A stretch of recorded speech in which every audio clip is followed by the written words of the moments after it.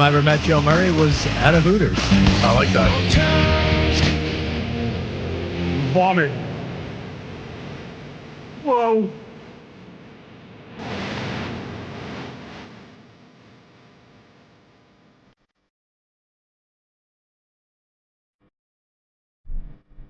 All right, welcome in 98.5 The Sports Hub. Joe Murray with you for the next 4 hours here on 98.5 The Sports Hub.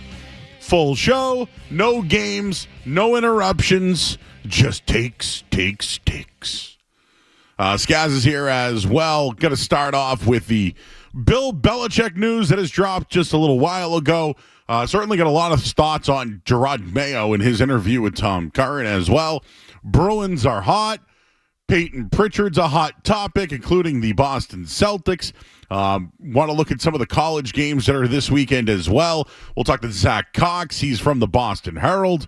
We're going to talk to Chris Cotillo later on in the show as well of Mass Live. What is going on with Juan Soto as well? Full show here on the Sports Hub. We'll have in or out. We'll have the musings and all the games.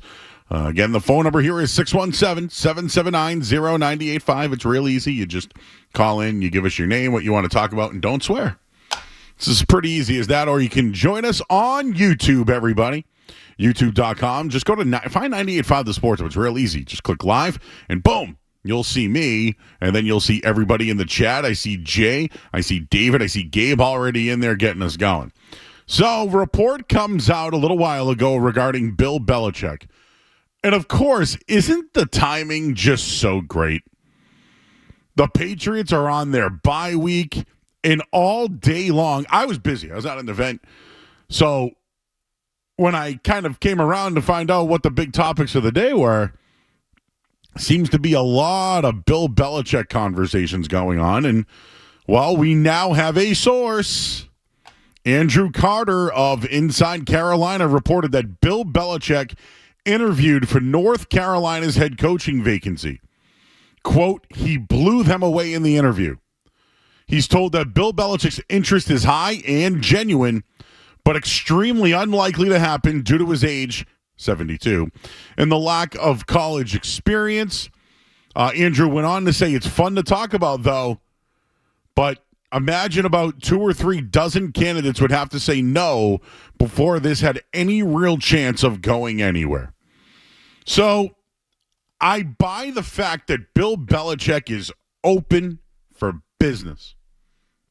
He's open for business, but I don't buy he ever wanted to go to North Carolina. And to go on and say there's 12 other people, fine, go ahead. I think that Bill Belichick in North Carolina or Mac Brown or something had a meeting about the future or where the program should go. Bill Belichick has no ties to North Carolina.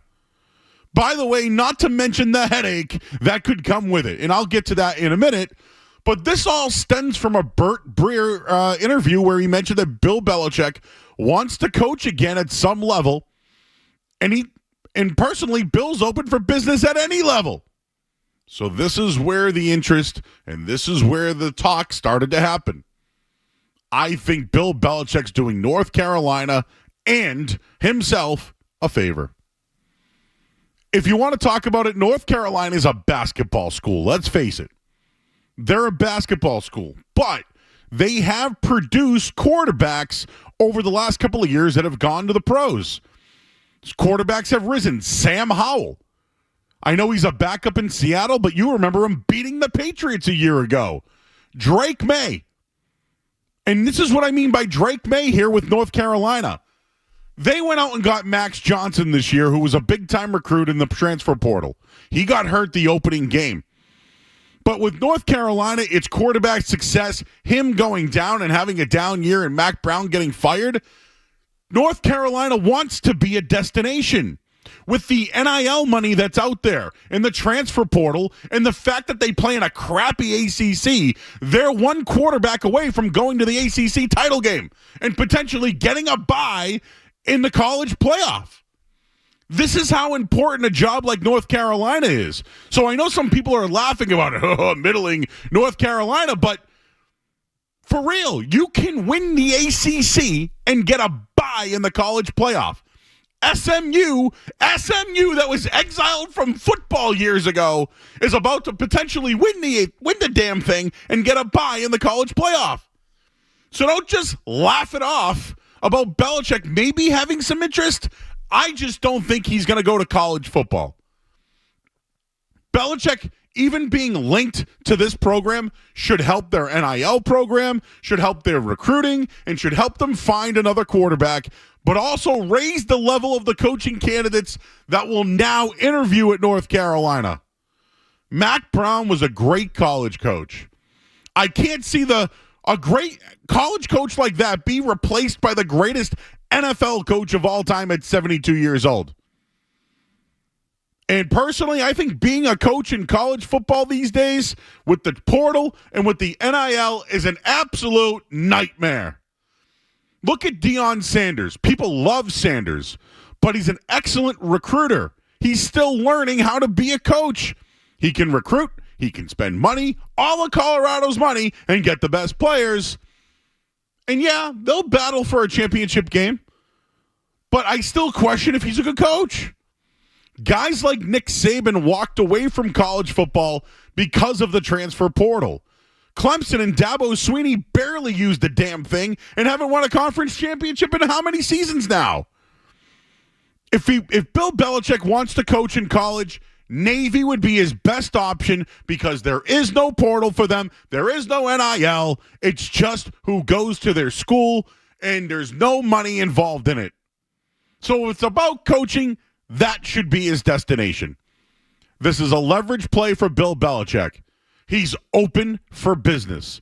It might be sad that it's a middling ACC school, but you know what? I just gave you a reason why it's not. All you have to do now in college football is win your conference and win the conference championship game.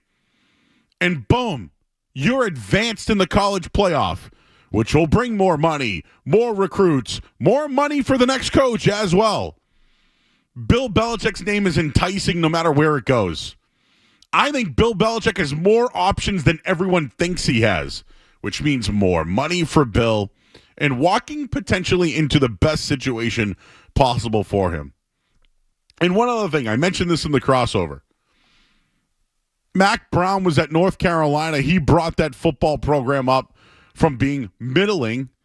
Again, this is a basketball school. And now the recruits that they get, they can use some of that money towards the football program. North Carolina should be a destination. Kansas football has improved this year because of their basketball team. I'm telling you right now, UConn, get ready, UConn. Yep, you beat UMass this week. But Jim Moore is sticking around, and they have more money to spend. And their basketball team's been damn good. It's going to help. I think Bill Belichick has no clue what he'd be walking into in this situation when it comes to college football. All I know is he's open for business. We'll leave it there at 617-779-0985. Your thoughts on Bill Belichick. Do you believe the report that Bill would actually coach in college? I don't. I'm out on that. But if he really wants to, Navy's the spot. I know he has the ties. His father was there for years. But when you play at Navy, you don't have to worry about any of this portal, money, NIL, any of that stuff. Does he want to do that at 72 years old? If it's just about it, would people look down on Bill Belichick for doing that? I wouldn't. We all know what's important to Bill. He wants to coach again. He is chasing a record. I think the way things ended here in New England were not his choice. I do think he sank the ship. I think he knew ownership started meddling, which, in fact, they did. So you can be mad at Belichick for tanking the team. I almost wonder if the guys he drafted, he even wanted. I still think Belichick can coach. I don't think it's at the college level. I think he will be a coach next year, and I'll tell you right now, if I had a bet on it, it'd be the New York Giants. 617-779-0985. That's the number if you want to jump aboard. We're also on YouTube tonight, starting off hot with Bill Belichick. And We'll certainly get into Gerard Mayo as well, who had a quote, and I'll just tell you the quote. I won't even tease it. He says that he'll be better in year 2 than year 1. And I'm out on that. We'll have more. Coming up next, we got Skaz here. I know he's got a thought on the Bill Belichick situation as well. Here until 10 o'clock tonight, full show. I'm Joe Murray on 98.5 The Sports Hub. More Joe Murray coming up on The Sports Hub.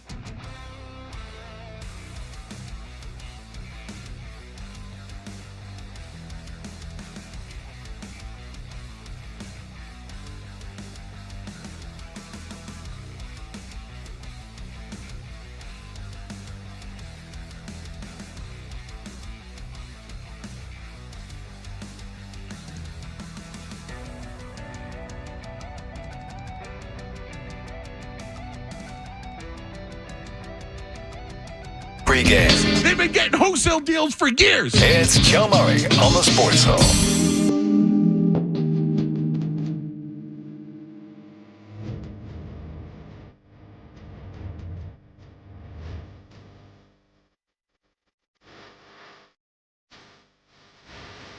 All right, back here 98.5 The Sports Hub. I'm Joe Murray. Full show tonight, everybody. We started off with Bill Belichick, who interviewed for the football job at North Carolina. A couple of reports out there today, and we now have confirmation. From Andrew Carter, he is of Inside Carolina. Reported that Bill Belichick interviewed for the North Carolina head coaching vacancy. Quote, he blew them away in the interview. Duh! You're interviewing the greatest coach of all the... Hey, this RPO, how do you feel like you can defend this one? You mean to tell me Bill's not going to have the right answer? He blew them away. Of course he did. Told Belichick's interest is high. Mm-hmm. Oh, and genuine, that one. Genuine. Bill Belichick. Genuine. But extremely unlikely to happen due to his age, 72, and a lack of college experience. Makes sense. We're gonna get into that one. Carter goes on to say it's fun to talk about, though. And imagine about 2 or 3 dozen candidates would have to say no before they had any real chance of going anywhere. That one, I think, is just this guy's opinion, which he wrote, and this is me talking. If Bill Belichick wanted to go to North Carolina, you take him. You pay him his money.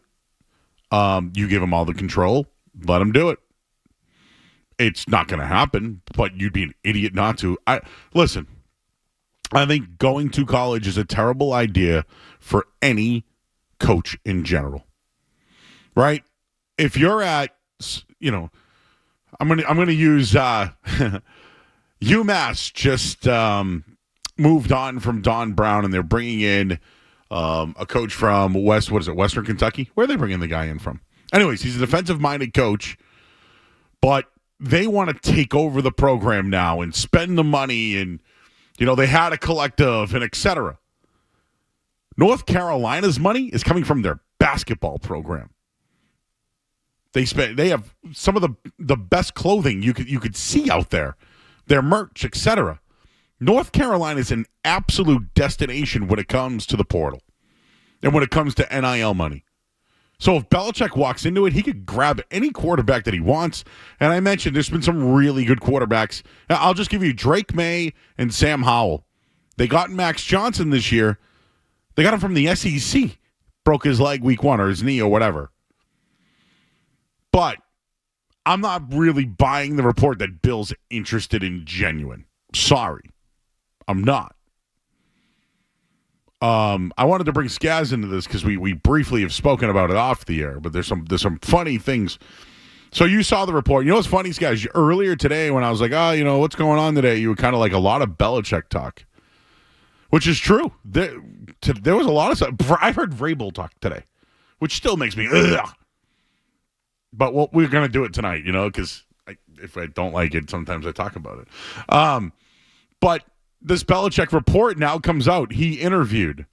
I call this the old Bill Belichick rub, is what I'm calling this one. I'm not buying that he's actually interested in going to North Carolina. So, Skaz, I just went on a big giant rant about why coaches shouldn't go to college football. What would be your thoughts about Bill Belichick going to college football? Yeah, I'm with you. I think it's a leverage play. I think he's making sure his name stays out there. I don't know if he's really putting the fear into any GMs or owners that he needs to be hired right now.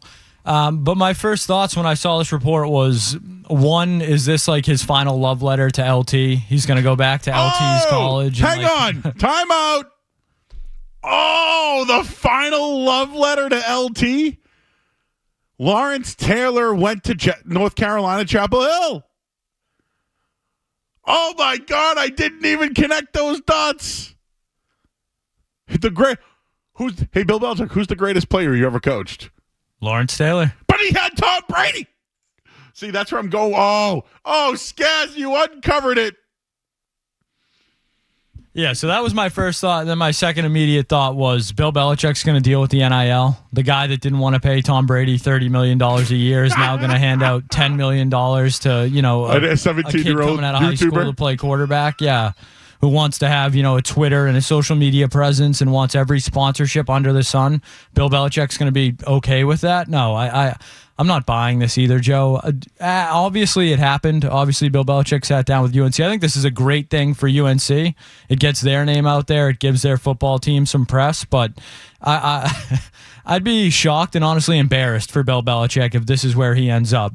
I think it's kind of embarrassing. It's a desperation play. He obviously really wants to get back into coaching. I think he will next year in the NFL. But yeah, just Bill Belichick is not going to North Carolina to hand out $10 million to 17-year-old kids coming out of high school. It's not going to happen. Nick Saban walked away from it. I mentioned the struggles that Dabo Swinney has. Like look at Miami, right?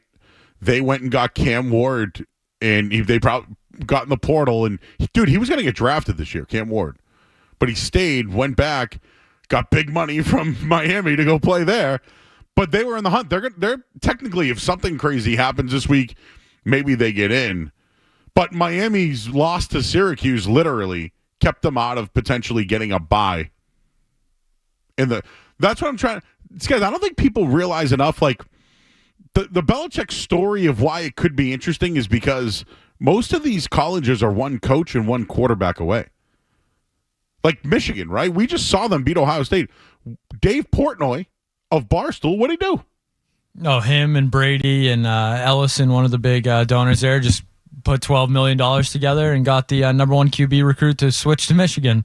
They ripped them away because of money.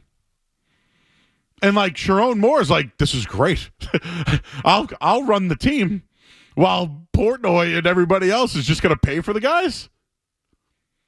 But you say most colleges are a QB and a coach away. Couldn't you say that about every NFL? Like every bad football team, they need a coach and a quarterback.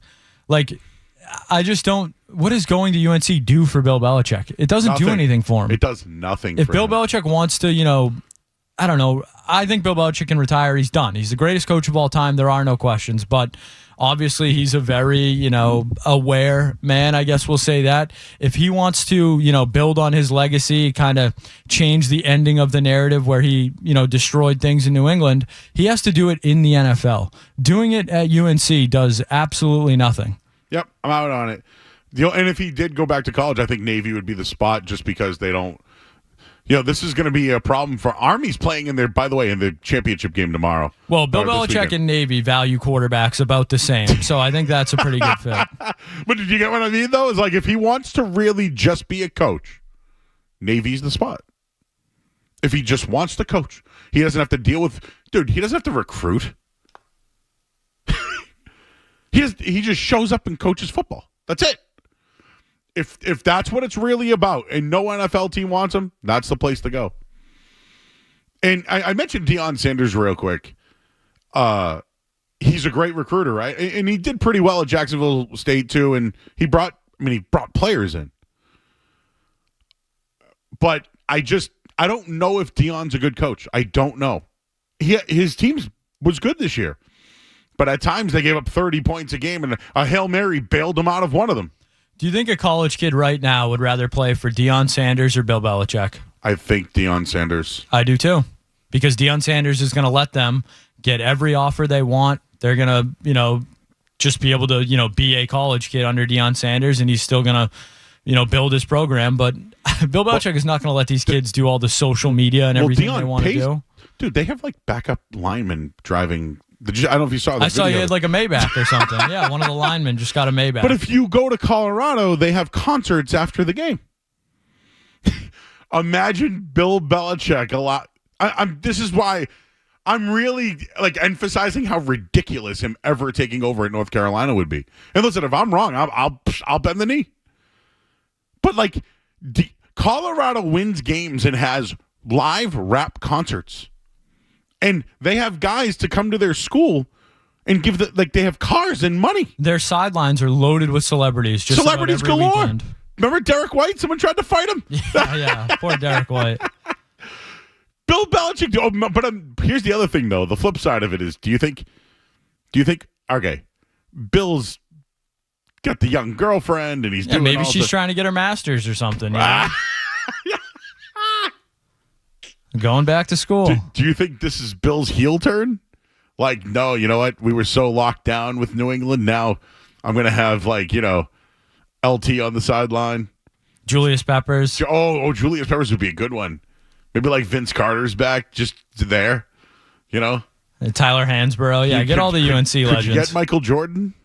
Hey, if you want Bill Belichick, you got to get Michael Jordan, right? He'd have to, I'm sure he'd pony up some money for that. I'm sure they've golfed before. Have to have. Or gambled. Or whatever. I'm not buying this story. I'm sorry. But is North Carolina getting the rub? Absolutely. You asked this question, too, off the air, so this is a Skaz question that I'm going to ask Skaz. How do you think Drake May feels about this? I think Drake May should be thrilled. As a UNC guy, this is what you want. I saw Chris Cotillo, I believe, a UNC guy as well. We'll have him on later tonight. We'll have to get his thoughts on this. Yeah. But if you're a UNC guy, how could you not feel good about this? Whether Belichick goes there or not, it's good publicity. I bet you Drake May would like that, huh? He leaves the school. The guy that they brought in to replace him got hurt, unfortunately. And now they bring in a new coach who can attract a primetime quarterback. Drake would like that. He was at the UNC game last night on his bye week. All right, your thoughts at 617-779-0985. Drake May was at UNC last night, right? You just was said it last that? night? Yeah. Wonder when this Belichick interview happened. Were they on campus on the same day? Do you think it pass each other in the Do you hallways? think it happened on campus? Wait a second. Okay. I don't know if it happened on campus, but just a little wrinkle there. Could Drake May have been at Chapel Hill the same day that Bill Belichick interviewed for the North Carolina job? On the same day that a Gerard Mayo quote comes out that he's going to be a better coach in year 2. Oh, Bill's trolling all of us, man. Bill is trolling all of us. And he's open for business and he's ready to get paid. Let's talk to Evan. Evan's in the car. What's up, Evan? Hey, first off, I want to say I love the show. My son and I love listening to you on the way back from hockey every night. Thanks, man. I don't think Belichick would ever actually take the job. I think he is, doing this to keep the name, get the pot boiling as far as other jobs go in the NFL. But I would say if there was any school that would be willing to pay any amount of money, it would be North Carolina with the Nike Jordan money. But also because they're the only school that has the nerve to call themselves UNC University of National Championships. They win in basketball. They win in men's, women's lacrosse, women's soccer. They win in field hockey. I think they would love to get in the legitimate how's the lacrosse team? How's the lacrosse team? Any good? Both men's and women's absolute studs. Interesting. Final Four every year.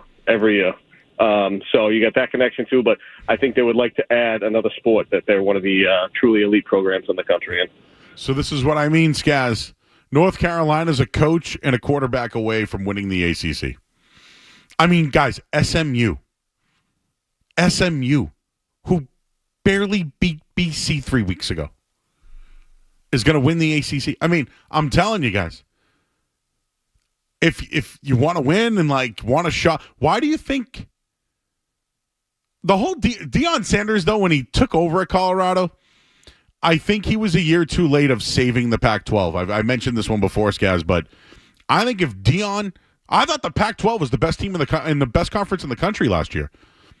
Right? Washington went to the championship game. Oregon was in it. All the Pac-12 teams were really good last year. And if Colorado was in it and Deion was there, it would have saved the Pac-12. Now, all hell is broken loose. And somehow they had a shot to win the Big 12. It's wild. It's hard to keep up to, but I like that caller's they are great at almost every other sport. I don't think they've sniffed it in NFL. Now, I mean, I'm thinking about it, but Howell was good 2 years ago. Drake May was pretty good, and then he kind of tailed off. Second year, at least. I don't think they've had a run. And in that conference, quarterback and coach away. We'll have more on you. I see you guys waiting on hold. We'll get to you. We got to hit the headlines here. I'm Joe Murray. We also want to get into the Mayo stuff. He talked. I'm Joe Murray. You're listening to 98.5 The Sports Hub. Sports Hub headlines. All right, Bill Belichick did interview for the North Carolina football job today, but seems unlikely.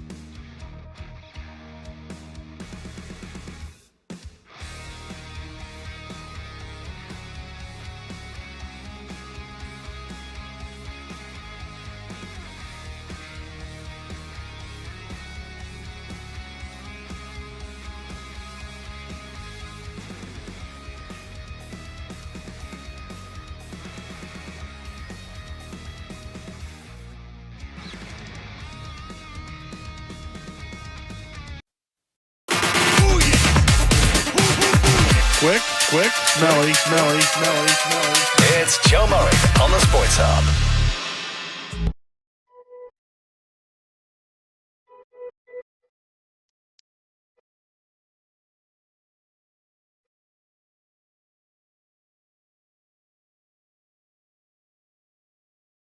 All right, back here 98.5, the Sports Hub. I'm Joe Murray. Bill Belichick interviewed today for the North Carolina football job. The same time it is the Patriots bye week. Interesting. Very interesting. If you haven't heard yet, I am not buying that Bill Belichick would take the job, but let's just play it out. Bill Belichick gets hired at North Carolina. Takes over from Mac Brown. They're probably just going to give out money because, again, the Nike. Michael Jordan, whatever, you can do it. Does this help his chances to getting a better job maybe the next year? Like, if I'm North Carolina, I don't want a stepping stone job. I don't want a guy that's just there for a year so he can prove he can work with young kids and then go to the NFL. So, like, that's one thing. But let's play it out. Bill coaches at UNC. They win the ACC. They go to the ACC championship game. They get into the college playoff. And then let's say they play Michigan in round one and they lose. Does Bill now rise to the top of available head coaches? And again, I don't think UNC wants a stepping stone coach, but play it out. Bill just comes back year two and dominates? And then they become this ACC powerhouse and in the top 25, top 10, whatever it is? What does that do for Bill Belichick? For real. He's the greatest NFL coach of all time. What, win an ACC championship? Like, and Skaz, I don't know, maybe I have to look this up. But Pete Carroll's probably one of the only people to win a national championship and a Super Bowl, right? So it wouldn't be the first time someone did it if Bill Belichick did it. So it makes no sense. This is a Bill Belichick rub for North Carolina. And I like what Skaz said. This is giving LT's old school a chance. He's doing it for LT. Your thoughts, 617-779-0985. Andrew in Blackstone. Hey, Andrew. Hey, how you doing, Joe? Good. Maybe his interest in college sports is really just things are getting stale with his girlfriend, and he's looking to dip his toe back into the 20-year-old pool.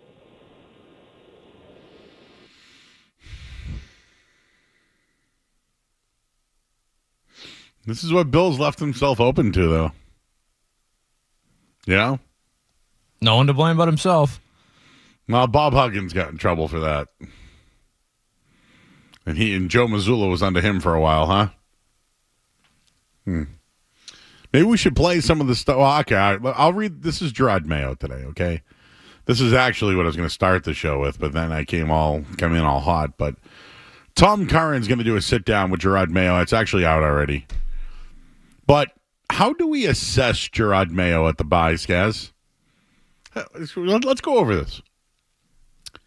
I won't even bring up the burning cash, bad offseason orange juice situation. I'll just avoid all that, okay? But they chose Jacoby Brissett over Drake May.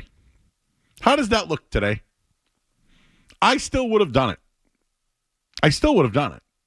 But how does it look? Interesting. They win week one. A surprise, shocking win over Cincinnati, but historically, Cincinnati stinks the first 4 weeks of the year, which is probably why they're not going to make the playoffs because they're never ready at the beginning of the year. And Gerard Mayo took him to the hill, remember? Then in week two, they had Seattle against the ropes. They blew it. They blew a winnable game. Week three on a short week, Thursday Night Football, they get blown out by the Jets. They then go on the road to the 49ers, get blown out. Then they have a third-string quarterback in the Miami Dolphins at home, and they lose. It's a bad loss. finally, they make the switch to Drake May. They did it against Houston, which made no sense. They lose 41-21 in the bad game. Then they go all the way to London to take on the worst team in the NFL, the Jacksonville Jaguars, and they lost. Woof. They go on to beat the Jets at home. Okay. Then they got the Titans against the ropes. They score a wild touchdown. They settle for a field goal instead of going for two like Indy did last week. They lose in overtime. Then you actually beat the Bears. It's kind of impressive. Maybe the season's going to change. Maybe which way is it going to go? You lose to the Rams with awful defense. You get blown out by the Dolphins again. And then last week, you blew a win against the Colts. Blew it because of your poor coaching. I would assess this all as a fail. Despite the development of Drake May, everyone else on the team has regressed. As far as the direction, where is the winning? If you want to build a culture, you need to win. Where are you going to win the next couple of games here? At Arizona, Buffalo, Chargers, Bills. And Skaz, I get the record for the Patriots after the bye, post-Brady era. 2020, off the bye, they played the Broncos. They lost 18-12. You remember Cam Newton missed N'Keal Harry on a wide open fourth down? They lost 18-12. They scored one touchdown, had 2 field goals. Mac Jones, rookie year. They play at the Colts. They lose 27-17, scored 2 touchdowns, had a field goal. So that's loss. 2022, they take on the Jets after a bye. They win 10-3. No touchdowns, 1 field goal. And then last year, after the bye, taking on the Giants at home, they lost 10-7 and scored a touchdown. So since the Tom Brady era, off a bye, the Patriots are 1-3. They've scored 4 touchdowns and 4 field goals in 4 games. What makes you think that's going to change going to a playoff team on the road against Marvin Harrison Jr., Kyler Murray, James Conner, etc.? I see regression. I see this team losing 7 straight games, ending the year 3-14, and having the second worst record in the NFL. I bet on them having the least amount of wins. It's still on the table. It's still on the table. I have them under 5.5 wins. But when Gerard Mayo says he'll be much more ready in year 2 than he was year 1, what makes you think you're getting year 2, bro? We'll have more on this coming up here. We are here all night long. Full show tonight, no interruptions. We got in or out at 7:50. We get the musings at 8:50. We'll talk to Zack Cox from the Boston Herald today. We'll talk to Chris Cotillo from Mass Live. What's going on with Juan Soto? We'll do all that coming up. I'm Joe Murray. We got Skaz here as well. You're listening to 98.5 The Sports Hub. You're listening to Joe. You're listening to Joe Murray on 98.5. You're listening to.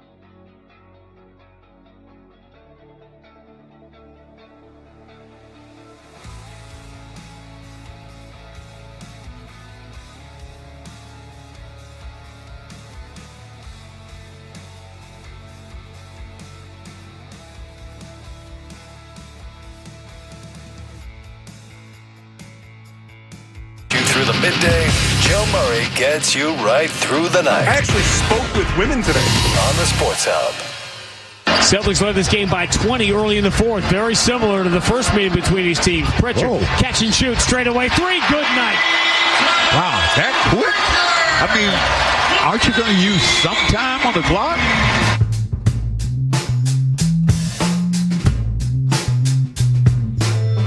All right, we'll take a little Belichick breather for a minute here. Skaz working in some new beats today, huh, kid? I like it. I was out at an event today, and a bunch of people were talking to me about Drake May and Peyton Pritchard. It was the buzz. Maybe both guys are making everyone buzz. They're making everybody talk. And so maybe you didn't hear me last night on post game, but I wanted to just kind of re-rack some of the things that happened in the Celtics game last night. But they were without Jason Tatum, and the team played really well without Tatum. The team years ago used to struggle in non-Tatum minutes, right? Well, just to bring up Peyton Pritchard, he played 34 minutes last night. He had 19 points. He shot 5 of 13 from 3. He had 5 rebounds. He had 4 assists. He had 1 steal. And I've made the argument that the numbers that he is putting up, if he received more playing time, it would be all-star numbers. I know it's hard for a lot of people to look away from who Peyton Pritchard is. He's small. He's undersized. His defense is better than he's given credit for. And he is a bench player. He's microwave offense. He's a great three-point shooter, ball handler, all that. But I think we know what he is. He's an improved former first-round pick that is playing on a great basketball team where he contributes in a great role. So the role that he's in, I can understand some people thinking that he's more overvalued than he should be. I get it. But when you want to use his name and trash him about it, you bring up other names. Here's the name that I heard. I heard the name Benedict Mathurin yesterday. Could be an all-star over Peyton Pritchard. I'm not disputing that. But Benedict Mathurin, his stats last night, as a starter, by the way, 32 minutes, 8 points, 0 for 3 from 3, 3 for 12 from the field, 4 rebounds, 2 assists. One guy comes off the bench without 2-3 starters, puts up 19 a night. He scored 20. He scored 19 last night. He has scored 19 points in 5 straight games or more. The other name that I hear about is, could he be better than a guy like Trae Young? So let's look up Trae Young numbers from last night. Who I believe he is an all-star, right, guys? Right? Trae Young, all-star? Okay, just want to make sure. Trae Young last night played 35 minutes for the Hawks. They won. He went 3 for 7 from the field, 1 for 2 from downtown, 5 of 8 from the 3. He had 17 points and 7 assists and 4 rebounds. So, when I tell you that Peyton Pritchard had 19, 5, that's a little bit better than what Trae Young did. Pretty consistent to what Trae Young did. Trae Young, all-star. Peyton Pritchard, ha-ha. Right? There's no green snot coming out of my nose. This is an actual conversation. Facts, by the way. Peyton Pritchard's numbers, if he played more and was on another team, would be thereof an all-star. That is Trae Young. Skaz, do you have any disputes on this one? Because last night you were pushing back on me a little bit. I'm just giving you examples, not narratives, not to make my argument players. Should I look up Naz Reid? Because he's a big man. Is that different? I'm looking at ball handlers. Any pushback on this one? Because I'm just trying to make if he was on another team conversation, he could be an all-star. I think the better argument is if he's a starter, he could be an all-star. Because we did this last night, only one six-man in NBA history has been an all-star, Manu Ginobili. So it's just an uphill battle. I think he would have to be a starter and be doing this on a nightly basis. And what one to do that was a Hall of Famer. Yes. Do I think that Peyton Pritchard's on the path of Manu Ginobili? No. Nope. But Manu played on some championship teams, right? Pivotal role, would you say? I know it's a bigger role than Pritchard's. I know it is. I know. But what makes it so different, guys? I get it. One's one of the greatest players of all time, one of the best six men of all time. But as far as what their impact in the game, what's the difference? They both come off the bench and score. Nah, I'm not going to let this one die. just gonna keep rolling the balls out on that one. Who else can we compare him to? I got more Celtic stuff coming up in a bit. We're going to talk to Zack. He also covers the Patriots as well. So we get some stuff on that. All right, let's hear the Mayo stuff. Mayo, sit down with Tom Curran, talking about how to coach and the Kraft relationship. We'll do all that after the headlines here. I'm Joe Murray. WBC-FM and HD Boston. Patriots! From the opening kickoff to the final play. Touchdown! Your home of the pass. Yes. 98.5. The Sports Hub. Beasley Media Group Station. Sports Hub headlines. Bill Belichick has interviewed for the University of North Carolina job.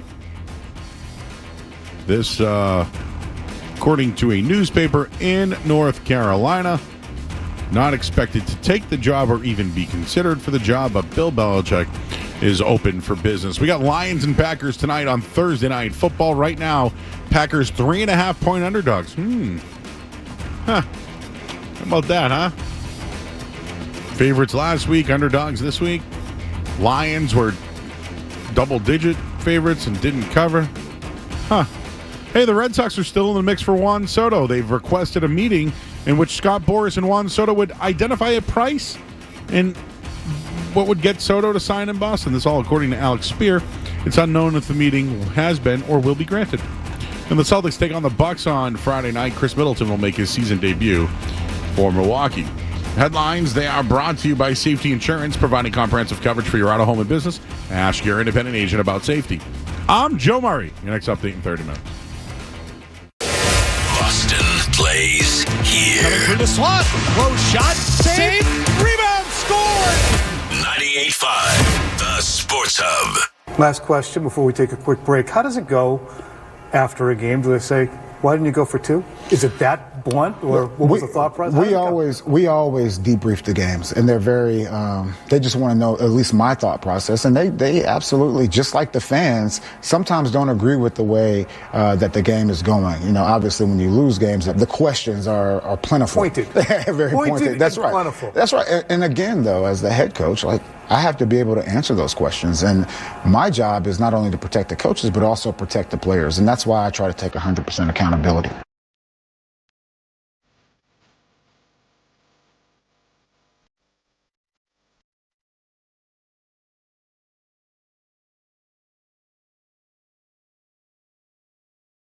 All the things you want to rap. Still saying OG, but I've been low key. That's Joey here on 98.5 The Sports Hub. Skaz with the tracks. All right, I can't. Now I want to rap it, but that wouldn't be clean, would it? We're on YouTube tonight, everybody, and well, Jay Buck is checking in, telling me he's eating chicken strips and steak fries tonight. I love a good steak fry, so that's good. Some people think I'm reaching a little bit on the Manu Ginobili, Peyton Pritchard. And they threw at me Matt Bonner instead. Hey, New Hampshire guy, right? Matt Bonner or Skaz? By the way, I heard Scal getting a little testy. Very defensive. Use some of the words that are in that rap song we were just playing. Not happy. I would say Matt Bonner, better career than Scal. Oh, yeah, okay. All right. What about Matt Bonner and Pritchard? Peyton Pritchard. Okay, thank you. All right, good. Matt Bonner's best season was Peyton Pritchard's career average. So Peyton Pritchard's closer to Manu Ginobili than Matt Bonner. I don't know if I'd go that far. But. I'm reaching hard. Reaching hard.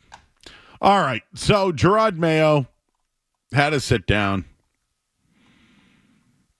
and I'll give you some of the quotes here. Do we have any more audio? Is that pretty much all we have? Because I know that it was a big sit down. Mayo, Tom Curran on the Kraft's involvement after games. But this is one of the things I wanted to mention. I still have a lot to learn as the head coach of this football team. I understand that it's a very different role. I'm sure 100% that I'll be a better coach in year 2 than in year 1. What? Gerard Mayo really thinks that he's coming back next year. I don't know if he's delusional or been told that, and if even if he's been told that, that makes him delusional. I don't want Gerard Mayo back next year. I've been pretty consistent on this one, but the Krafts made a mistake. They made a mistake hiring a guy. They believe in him. They like him. As far as what they want him to do, he's done it all. I don't want him because he's inexperienced. I think he's a nice guy. I think he's actually he's stuck his face right into all this adversity. And, it's not easy replacing the greatest coach of all time. It's just not easy. But he's inexperienced. He has so much going on. He's the CEO. And when it comes to the football field and making decisions, he's not experienced enough.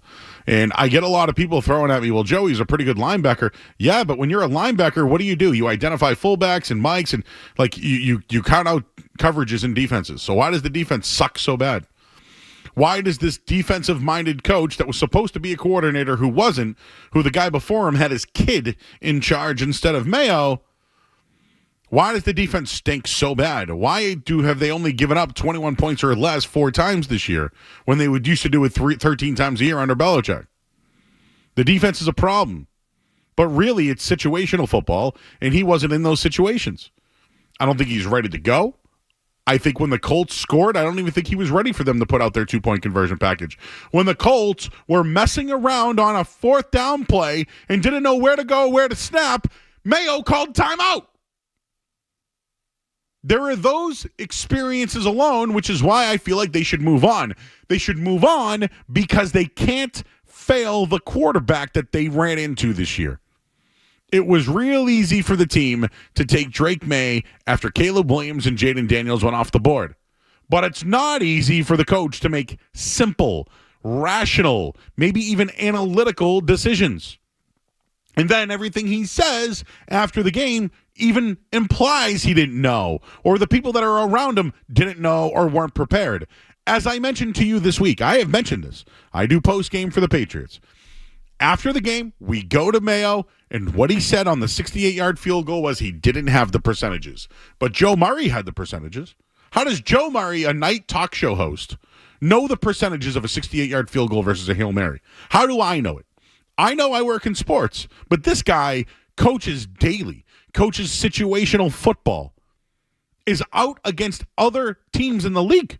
But he doesn't know that a 68-yarder has never been attempted and that Hail Marys have actually been attempted and also been attempted by rookie quarterbacks.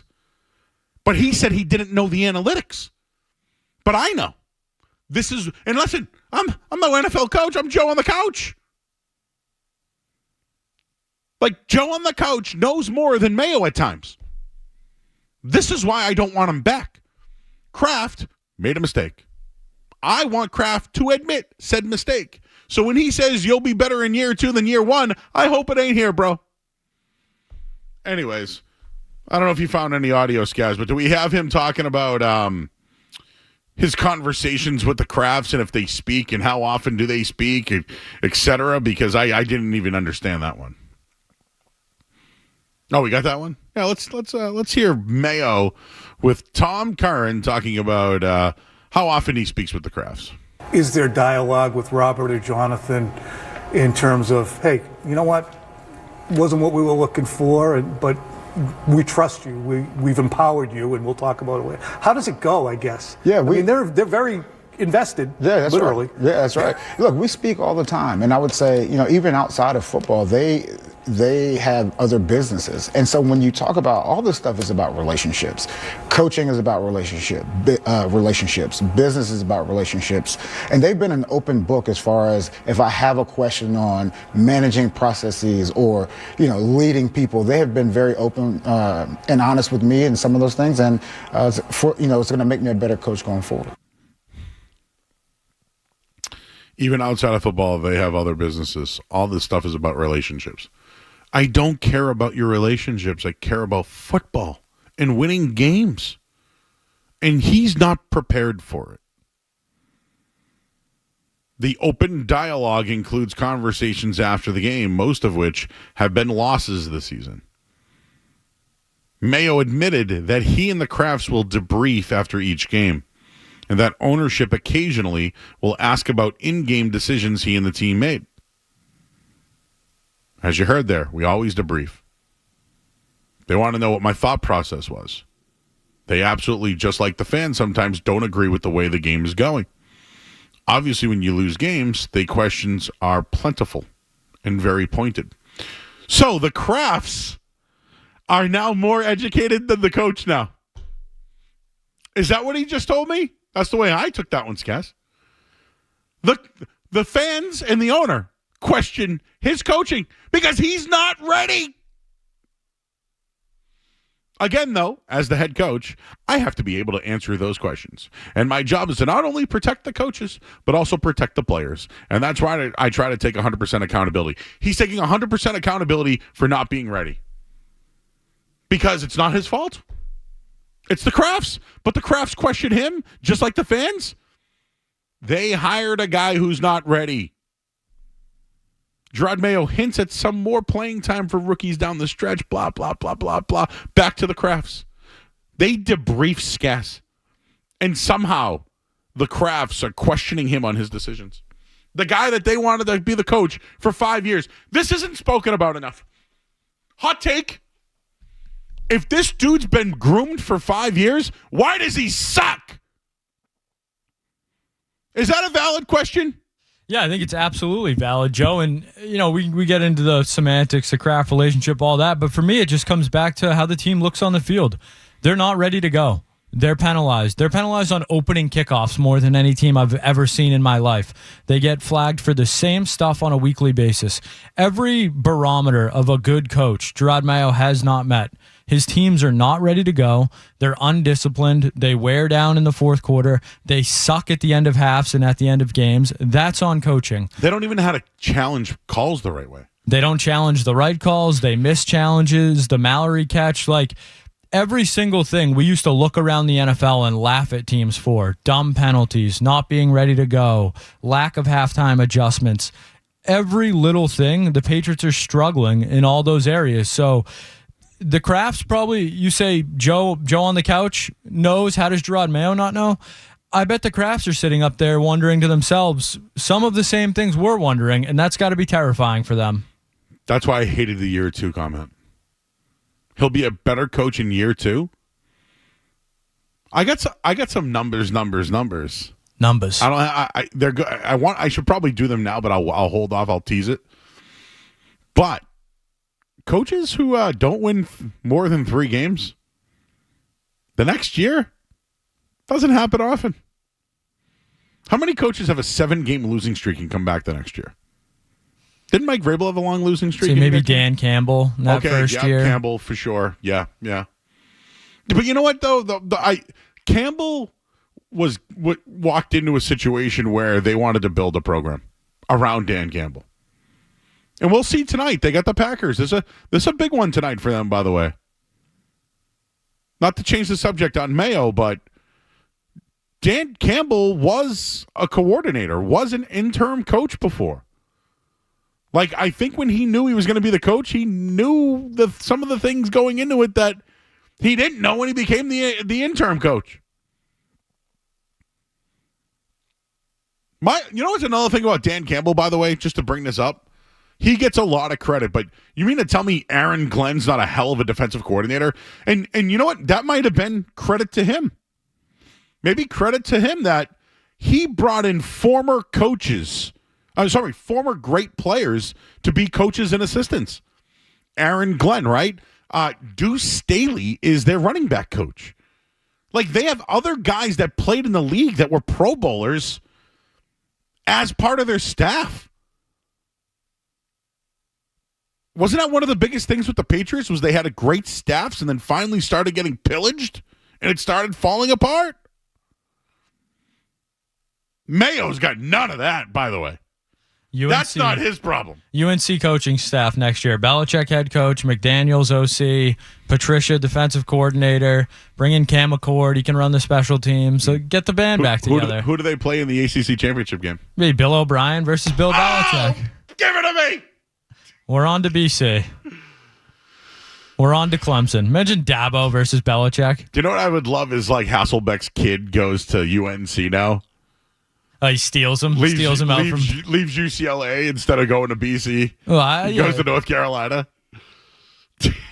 Yeah, I saw Eric Bieniemy got fired today, too. What's up with that? What a fall off for that guy. You know what? Not in his defense. He had a bad offensive year. It's like the hottest name in coaching 5 years ago. How the hell is he not? I mean, I bet you the Chiefs bring him back down the stretch here, don't you? Yeah, he's going to be the next Matt Nagy, or, it's just you come in, Patrick Mahomes. It's like the, McDaniels with Brady. It's all these guys just get fired because they're not good at their jobs, but the quarterback covers it up. They'll be, Matt Nagy's going to probably get a head coaching job. But you mean to tell me Bieniemy's not going to be in there ready to get the offensive coordinator job again next year? And everyone would be like, wow, look at the Chiefs offense. But and here's the other thing. Why would they screw that up? Just bring him in. Nagy goes and gets a job. And he'll be a disaster, and he'll be back there in a couple of years when Bieniemy gets a job. Who's it, Spagnuolo? Like, that guy's never leaving. And don't you at times think that their defense sometimes gets beat? Listen, that guy, at the end of it, he's a great defensive coordinator. But has he been great defensively this year by any means? I mean, no. We're all over the place. I know we got Zack Cox coming up. Let's see what Justin's got to say. Hey, Justin. Hey, Joe. It's Justin. I have a problem with the way that Rod Mayo said today. He's going to come started in year 2. It's not guaranteed that he's going to be here in year 1. What's he saying that for?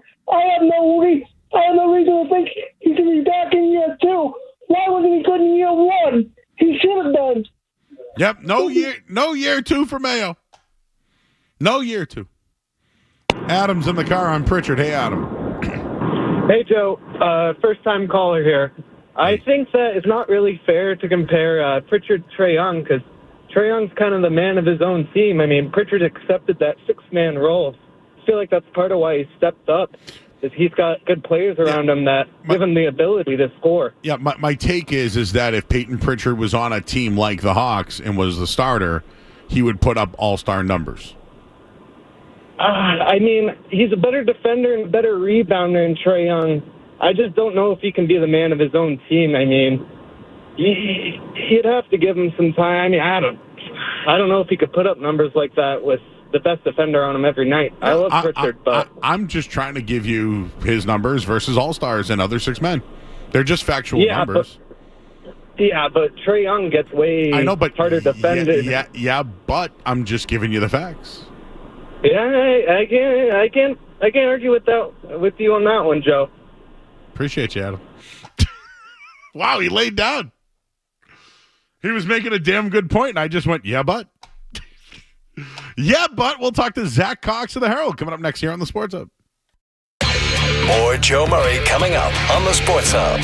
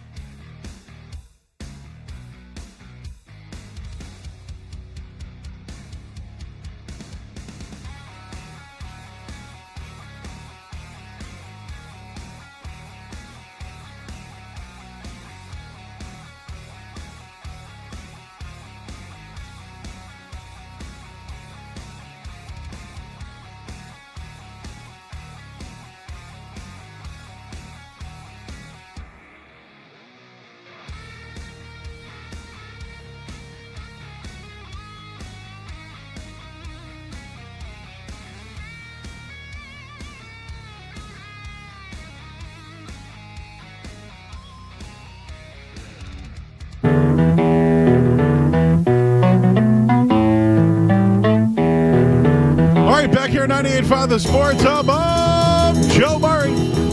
Full show tonight. We've done a little bit of Patriots. I mentioned Peyton Pritchard as well. I'm not trying to make an all-star case for Peyton Pritchard. I'm just trying to tell you that the numbers he's putting up, they're big.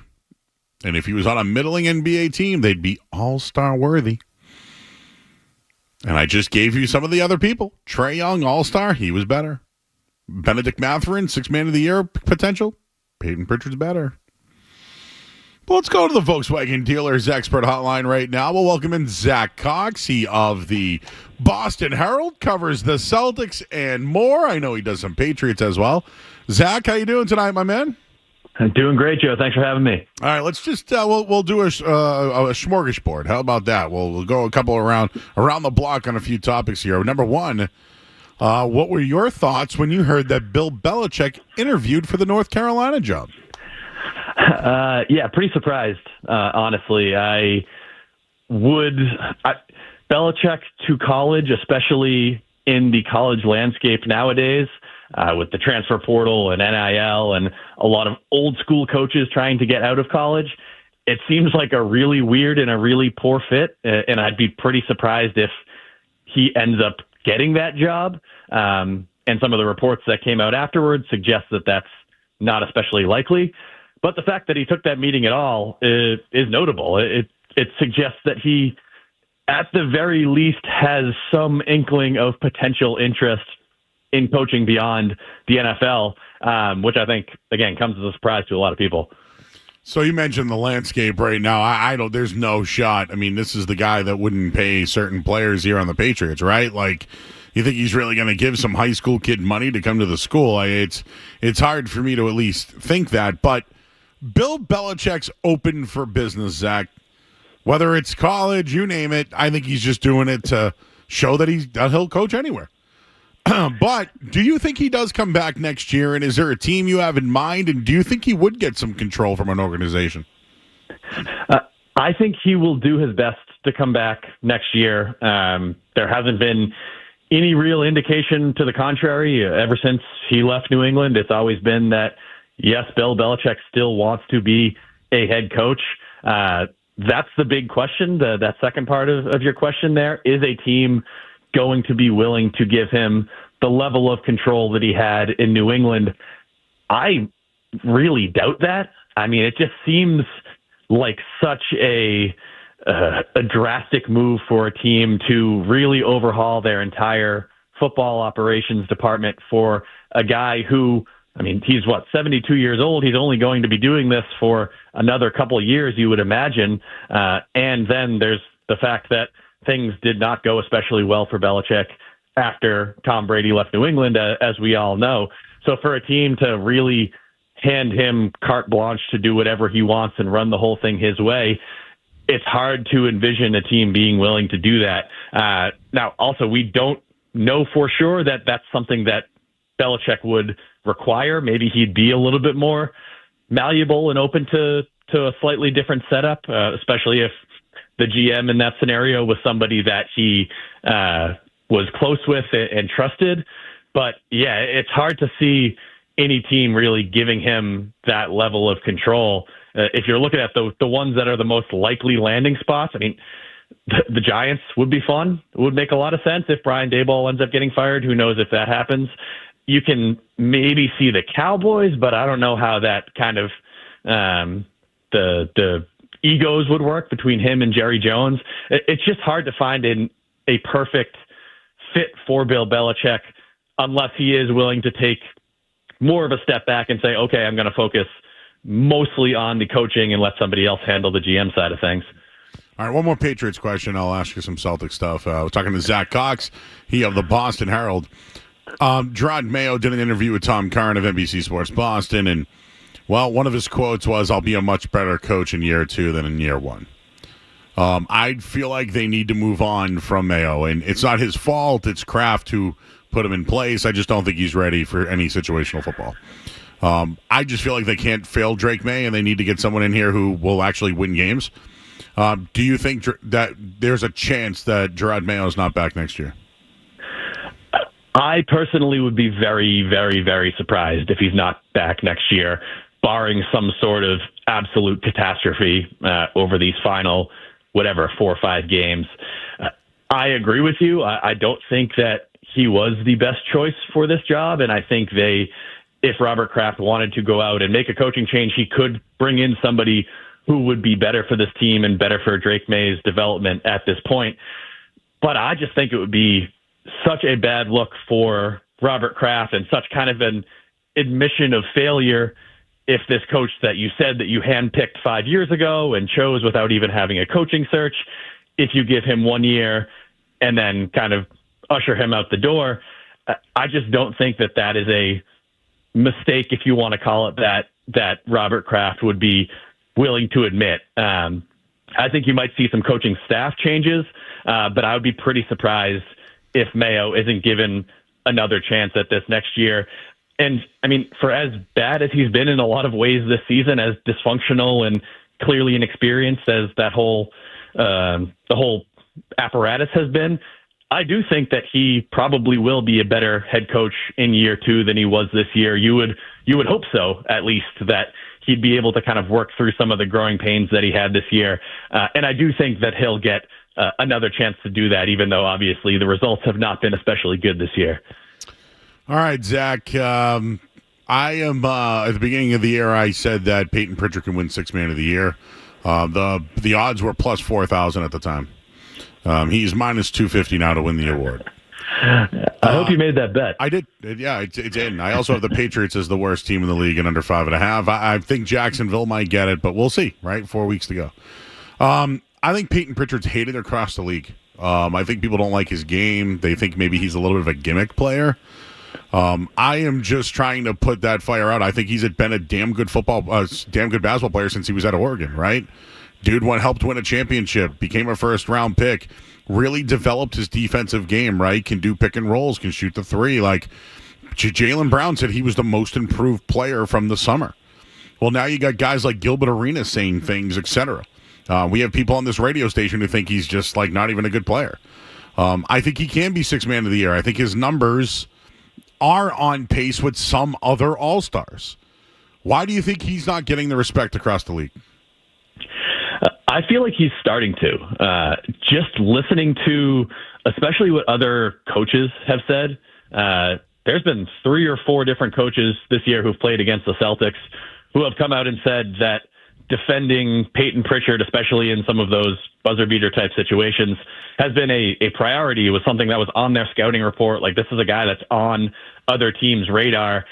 And I think that he has done a really good job of kind of proving, especially over this last maybe 2 weeks or so, that and showing that he's not that kind of one-trick pony, just the end of quarter 3-point kind of guy. He's done a really good job defensively, as you mentioned, compared to what he has been in the past. There was a 2-game span earlier this week where he had more 2-pointers made than 3-pointers made, so he's diversifying his game from that perspective. He's just been a really good all-around basketball player for the Celtics this season. I can't remember who it was that said it the other day. It might have been Jaylen Brown, maybe it was Kristaps Porzingis, who said that he was a guy, if he was on most of the teams in the NBA, he would be a starter. And I agree with you. If he was in that situation and putting up the numbers that he has, he probably would have some all-star consideration. I think that's going to be a bit of a stretch for him to get this season, but he has to be the overwhelming and prohibitive favorite for Sixth Man of the Year at the moment, just with what he's been able to do. And it's really helped the Celtics to have a player like him who has basically been a not leave the court in the fourth quarter type guy for the last 4 or 5 games. He's like a closing lineup player for the defending NBA champions, and he's your sixth man. So it's just that kind of depth has really helped the Celtics this year, and he's really kind of emerged as a player that probably shouldn't be slept on anymore.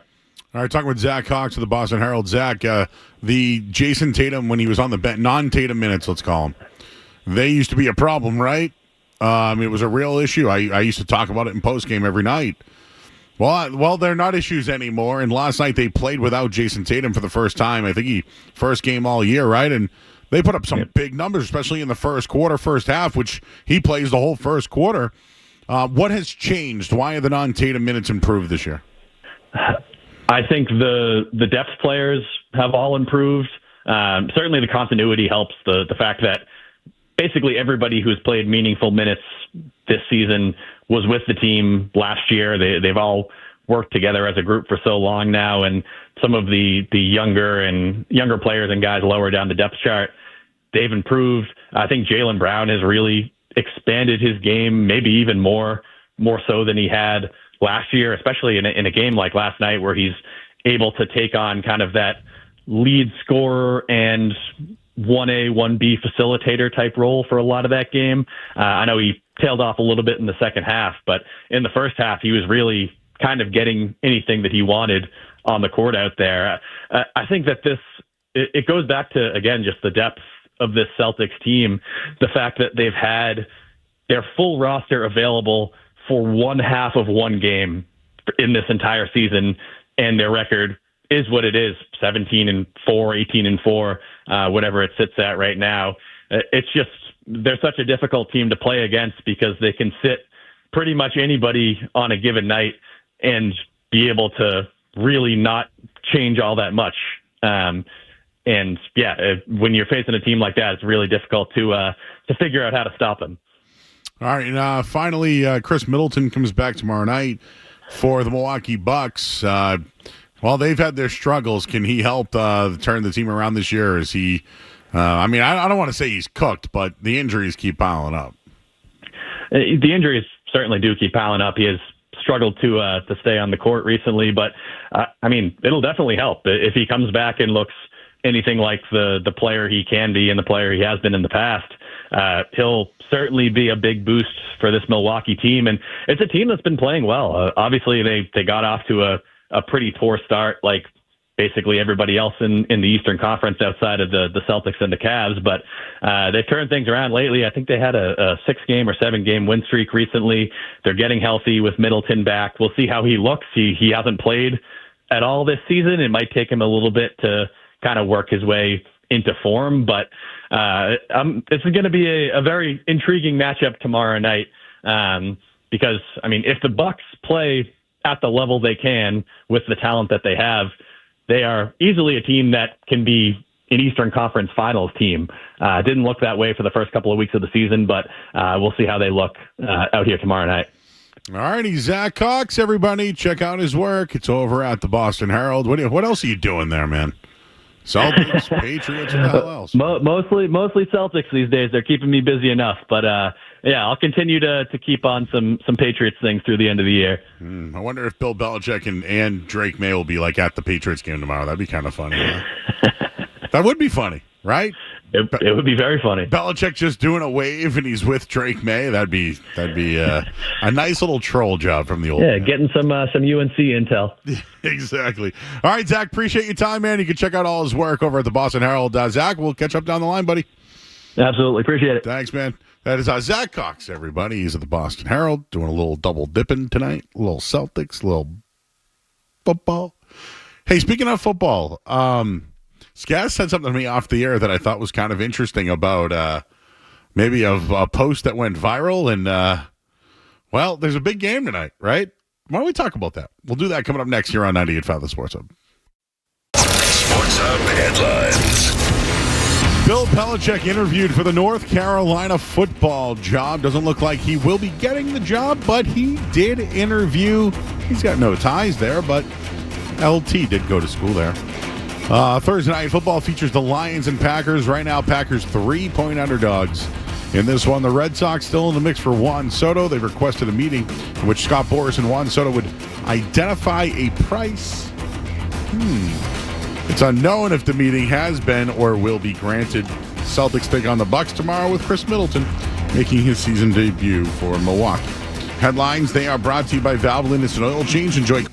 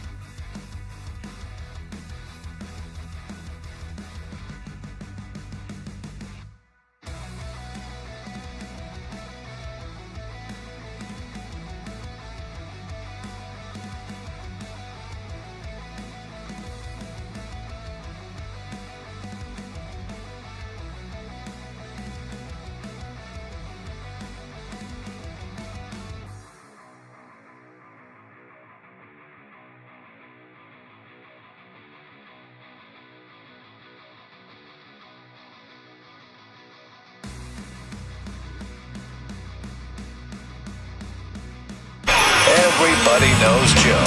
Just keeps getting better. Joe Murray on 98.5 The Sports Hub.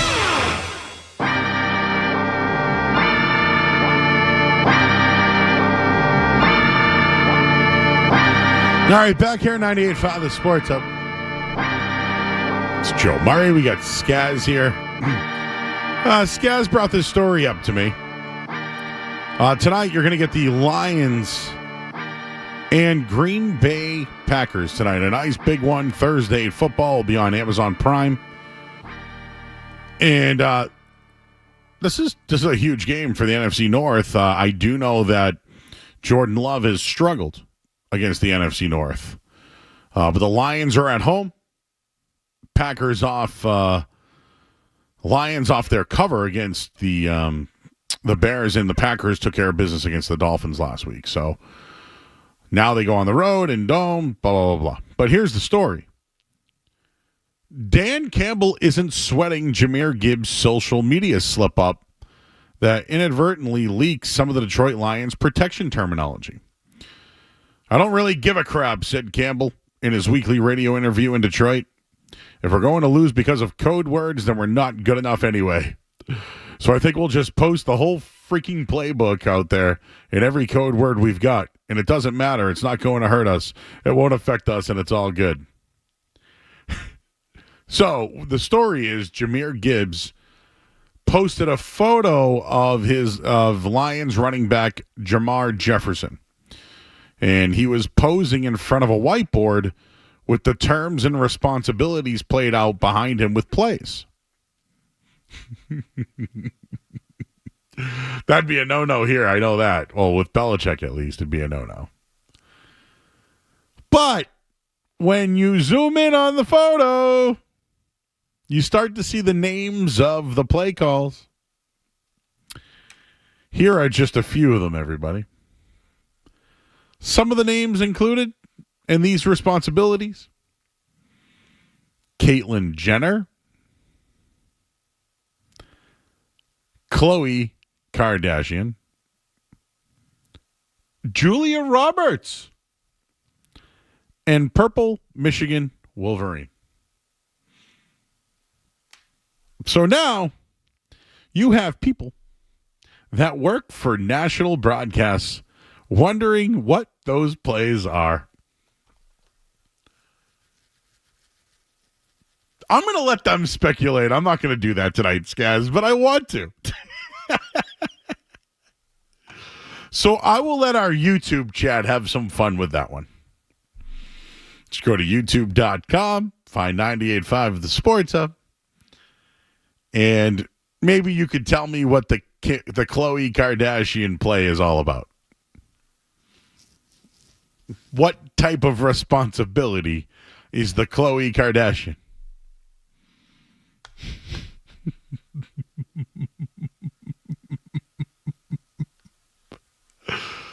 That would never be tolerated here in New England, guys. I'm telling you that right now. Campbell went on to say that opposing teams can hear those calls on the TV broadcast anyways, and he continued to downplay the incident, although he was apparently unaware of it at first, before a reporter brought it to his attention during a news conference Saturday. It's on tape, the TV copy. You guys at home get more than we do until after the game. I'm telling you, it's crazy. Listen, it's all out there, and you can find out everything and everything you need on tape and how to attack people, how they're going to attack you. And no, listen, I'm not losing sleep over it. Campbell went on to say that he doesn't believe the Lions need to drastically change their calls. Gibbs will not be disciplined, Campbell said, and he hasn't yet commented on the situation.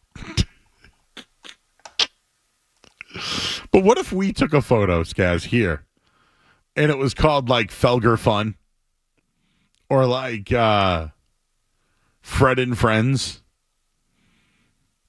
Or like, I don't know. I'm just saying, people would speculate, right? Hey, what's the Murray Mile mean? You know? Oh, we could have a lot of fun with that if we really wanted to. I noticed Skaz has completely stayed away from it, even though he was the one who brought it up off the air to me. Just making sure you saw it, Joe. Just bringing it to your attention. I'm going to be good tonight. Well, the thing that sparked it for me was Thursday Night Football on, and I noticed that they were highlighting the picture, and then they were highlighting Khloe Kardashian name on the board in particular, and then it seemed like there was some speculation on the desk of what that could have possibly meant. No, they're having fun in the chat, everybody.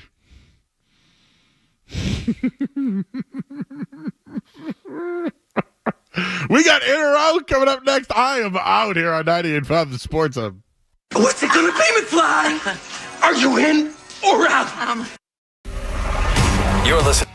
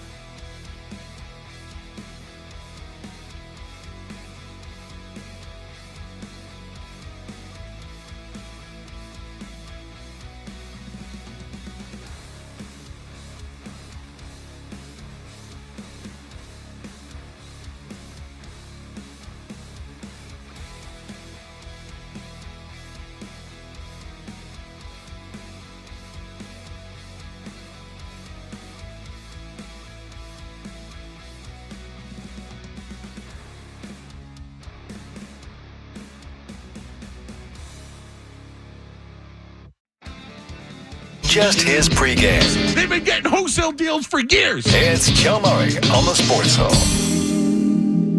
Are you in or out? Gotta know without a doubt. I'm the one you need for a dirty deed. I'm the best. Success is out.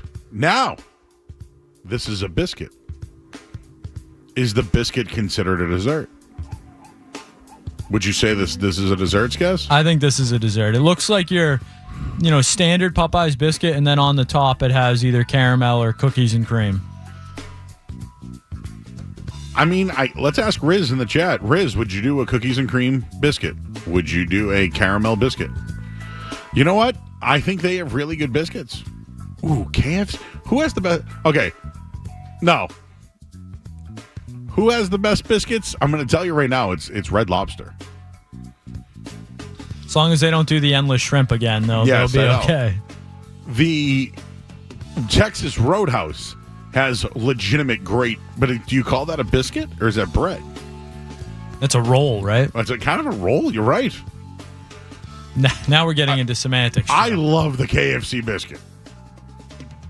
The Popeye got a good biscuit. It sounds like an article, Joe. I think I would try both the cookies and cream and the caramel. See, Riz says he's in.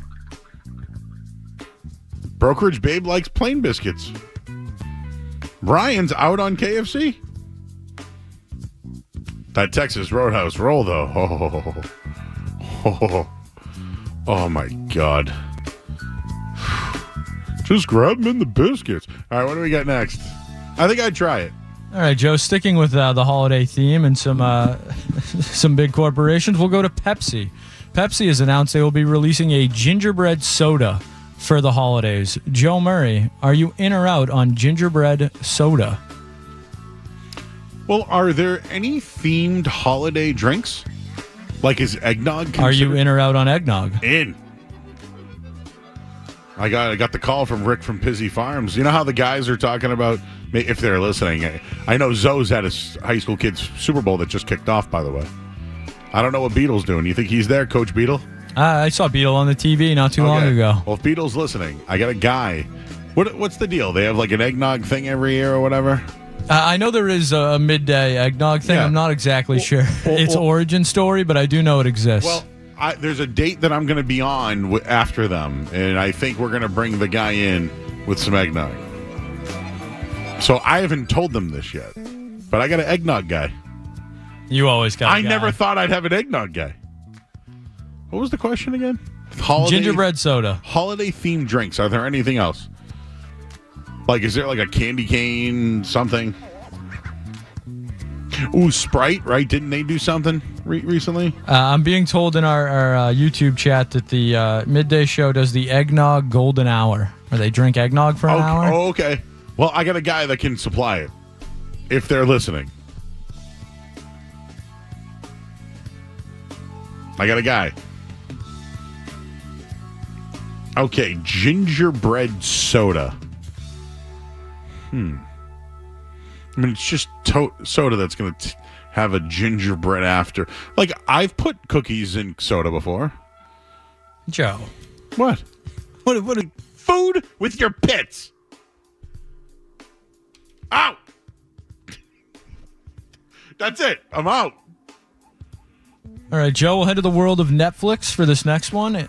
John Cena and Eric Andre will star in a new comedy together called Little Brother. The film follows a real estate agent whose carefully curated world is upended when his eccentric little brother unexpectedly reappears. Joe Murray, are you in or out on a John Cena, Eric Andre comedy? And this reminds me of a Fast and Furious movie. Dominic Toretto had a long-lost brother. Who was it? John Cena. So now you're going to get Eric Andre, who I like, by the way. What was he? Adult Swim guy? Yeah, right? he is the Eric Andre show. Yeah, I liked him. I think that could be funny. And the thing is, although John Cena is he's a superstar. Let's call it what it is. He really does handle the what's the word? Like, he can self-deprecate. He's a very good comedic actor. Like, he can talk about himself and, rip on himself. And I respect people that can do that, because if you take yourself too seriously, like, no one's going to buy you or relate to you. So, I'm in on this. But I don't go running for John Cena stuff. Just like Moana 2. What do we need Moana 2 for? What do we need a 2 Moana? I saw the Moana statue when I was in Hawaii. It did nothing for me. Is there a new song? Is that what they need? Does The Rock need more money? By the way, The Rock did not come out at Survivor Series. I was very upset about that. I was very upset. But I did see the odds for who would be the favorite to win the Royal Rumble. The Rock and John Cena, number 1 and 2. I don't know, man. Maybe their armpits will smell like donuts. Both of them have ties to the area. John Cena's from here, and The Rock married a girl from Linfield, whose dad was in the band Boston. Did you know that? I did not. The more you know. Educational program. I got a lot for you. Anything else? All right, Joe, we'll end with this one tonight. Your guy, our guy, the one and only Stephen A. Smith is rumored always to be closing in on a new $120 million contract. Joe Murray, are you in or out on Stephen A. Smith's $120 million contract? Well, let me just say this. CM Punk was the main culprit of the stadium major technical glitch that left thousands of SummerSlam fans in the dark. So that is confirmed. We don't even need anyone else to know that. Someone mentioned a Kowloon deodorant really quick. I don't even know where to start. Saugus Wings? Like, I probably would start there. Would I be in on a Kowloon deodorant? Alleged $120 million contract. Man, I thought it'd be worth more. Stephen A. Smith, $120 million a year. Do you know what I do feel like, though, Stephen A. Smith can do? Like, that Jaylen Brown one-on-one was good. I do think he could get anybody he wants and do one-on-ones. I think he's worth the money. Like, I'm not sitting here saying he's Joe Rogan level or anything like that. But if you were going to pay guys to do their own shows, I think Stephen A. Smith would be probably in a top 10, right? He's not controversial. He's just not afraid, you know? If he can't be himself on ESPN, you know, like the always we can't, you know, he can go on Snoop Dogg's podcast and, you know, answer if he's a boob or a butt guy, right? But I don't think he can do that on ESPN. So, like, can they get $120 million worth of, I guess, abbreviated Stephen A. Smith coverage? I think I'd want the whole thing, baby. I think we'd want the bottom feeder. That's what they should call the damn thing. If Stephen A. Smith's going to get paid $120 million, I want the whole kit and caboodle. I want the always, baby. I'm in because I'm happy for Stephen A. But I would want Stephen A. unfiltered. And that, I think, would bring in more people. And that wraps up In or Out.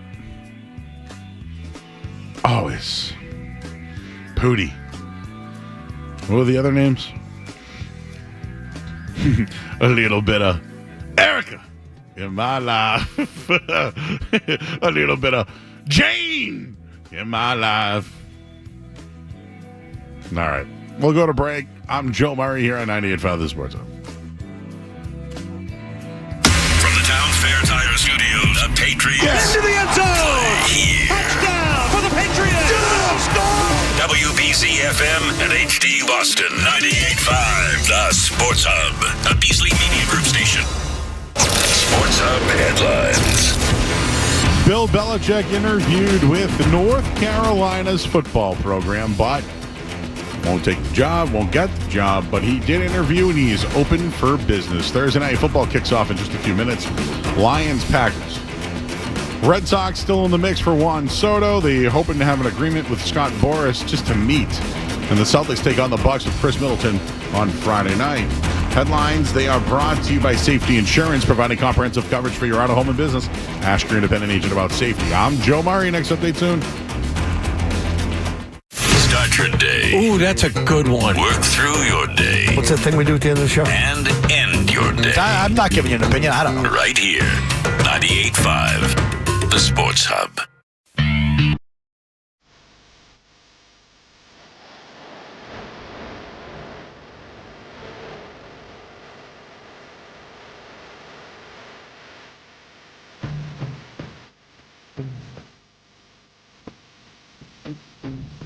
All right, back here, 98.5 The Sports Hub. I'm Joe Murray.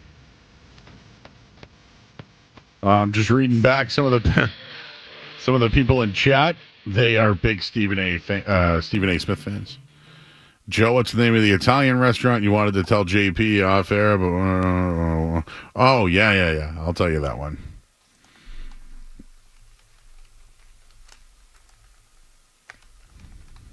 You can just talk to me right here, everybody. Sir Mix-a-Lot talking here. Candy cane deodorant was brought up. Candy cane deodorant.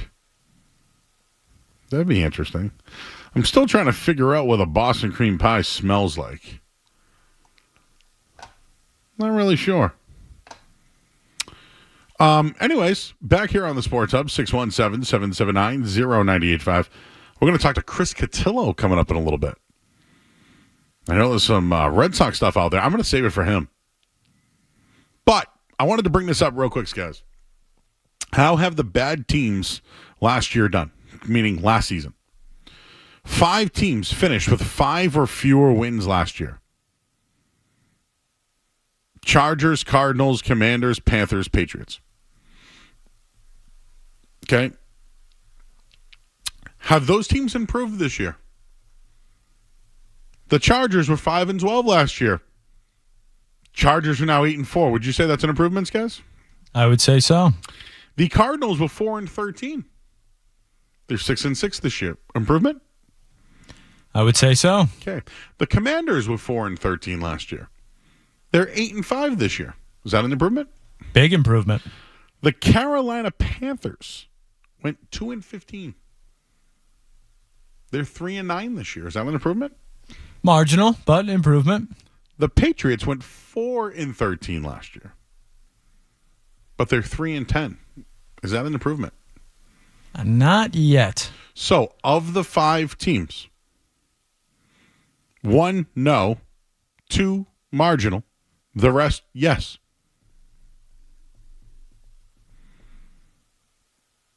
It's just, does it stand out that the Patriots are not an improved team? They're not improved. The defense alone. Gerard Mayo has a chance to finish the season 1-7. And I wanted to bring this one up. So it's almost 2015 to 2023. NFL teams have hired 39 first-time head coaches. 11 of the 39 had 2 or fewer wins in their final 8 games of the season. Only 2 had 0 or 1 wins in the final 8 games. Those coaches, Steve Wilkes in 2018 went 1-7 down the stretch. Matt Eberflus for the Bears went 0-8 down the stretch last year. If you look at it right now, Mayo has a chance to finish the year 1-7. Eberflus came back, and what happened? He got fired. What makes you think he's going to be better in year 2? Because he told you that? I'm out on it. Out. Of all the 5 teams that finished with 5 fewer wins last year, the Patriots are the worst. Fact. Just facts. Not an opinion, no narrative. Fact. They're worse. What's going on with Juan Soto? Let's ask Chris Cotillo of Mass Live. We'll do that coming up next here on 98.5 The Sports Hub. More Joe Murray coming up on the Sports Hub.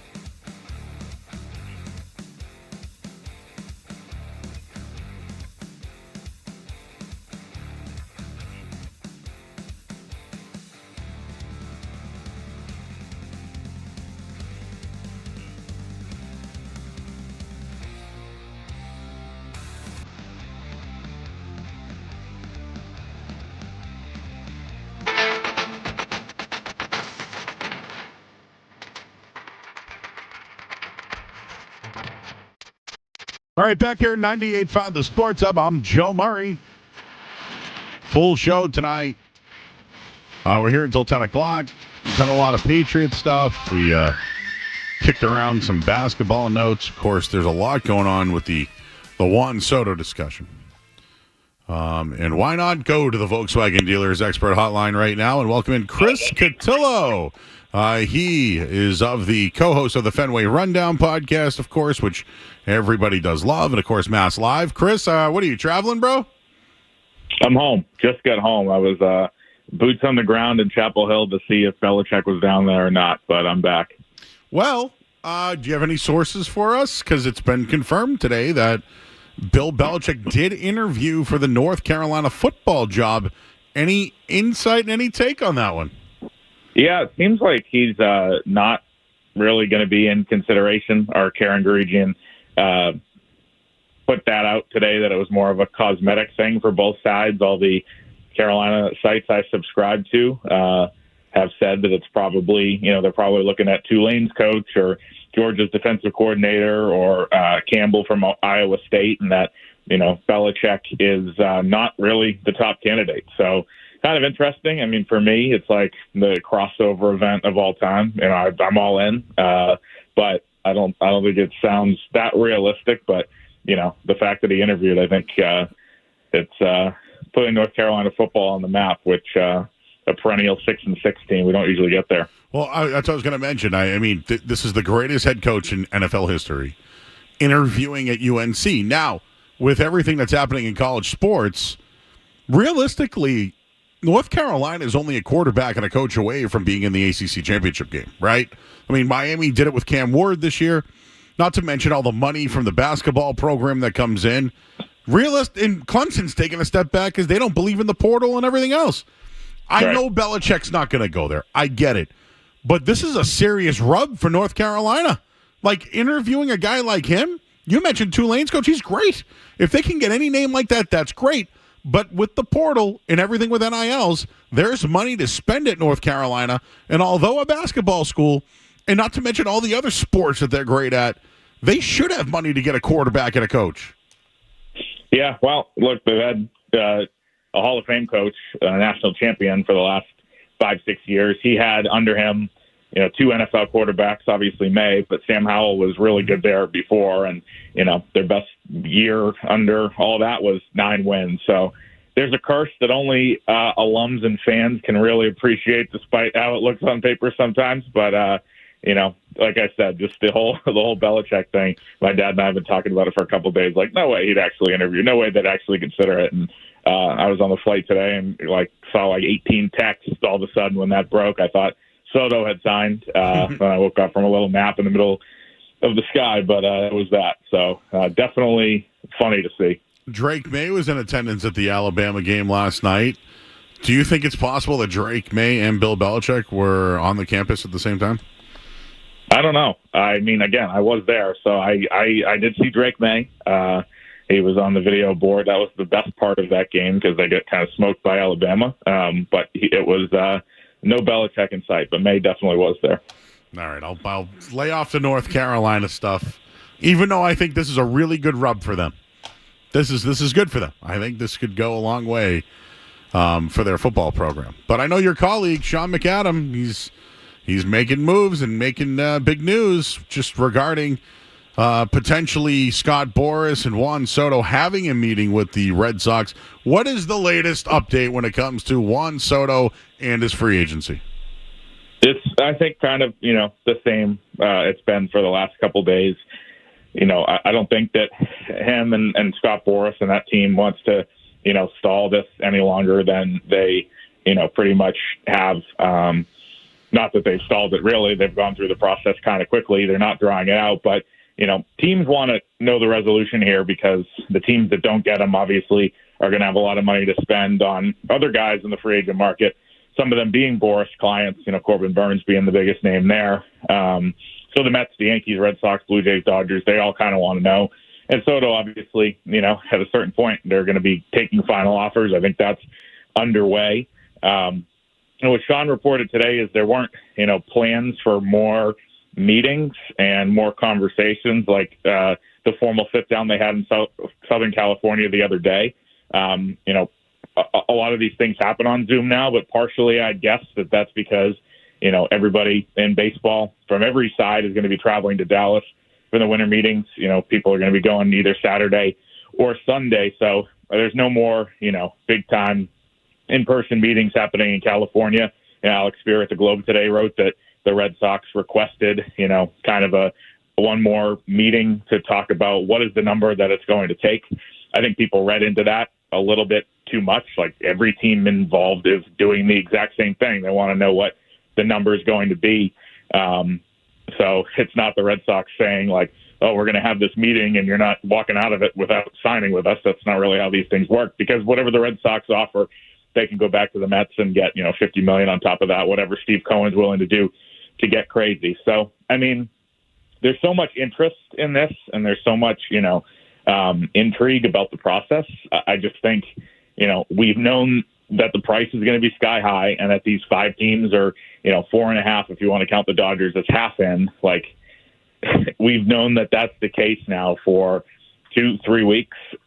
Everything around it's kind of, guessing and conjecture. There's, a lot of reports that have been proven to be false. There's a lot of, I think posturing through the media that's gone on through both sides. You try to be accurate in these cases, but it's super hard because, when people on either side are leaking, it's because they want something, out there publicly. So at the end of the day, I don't think anybody's going to remember kind of the tick-tock that went into these few weeks and everything that happened. Everybody's trying to keep everybody up to date, but at the end of the day, it's going to be a team and a huge number.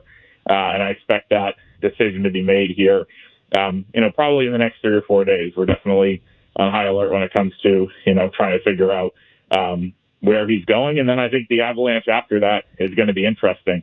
I talked about Burns, but all these guys, Fried and Bregman, Adames, Teoscar Hernandez, even, the guys here, O'Neill and Pivetta, like there's going to be a rush where there's, money up for grabs. We saw the formerly Oakland A's today make a big splash and, give almost $70 million to Severino. So I think the winter meetings are going to be super busy.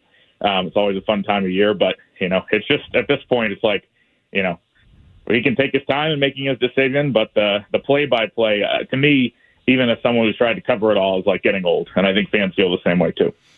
Talking with Chris Cotillo of Mass Live, you mentioned that, man. Whenever I hear about the Red Sox involved, it's like interest kings. Like, you have to cover it, but do you really believe it? And I'll ask you, do you really think there's a chance Soto comes here? And I probably shouldn't bury the fact that you guys had David Ortiz on the Fenway Rundown. Did he have a quote? And, after talking to him, what are your feelings on Juan Soto to Boston? Yeah, that quote resurfaced today, and it kind of was taken a little bit haywire as things often are.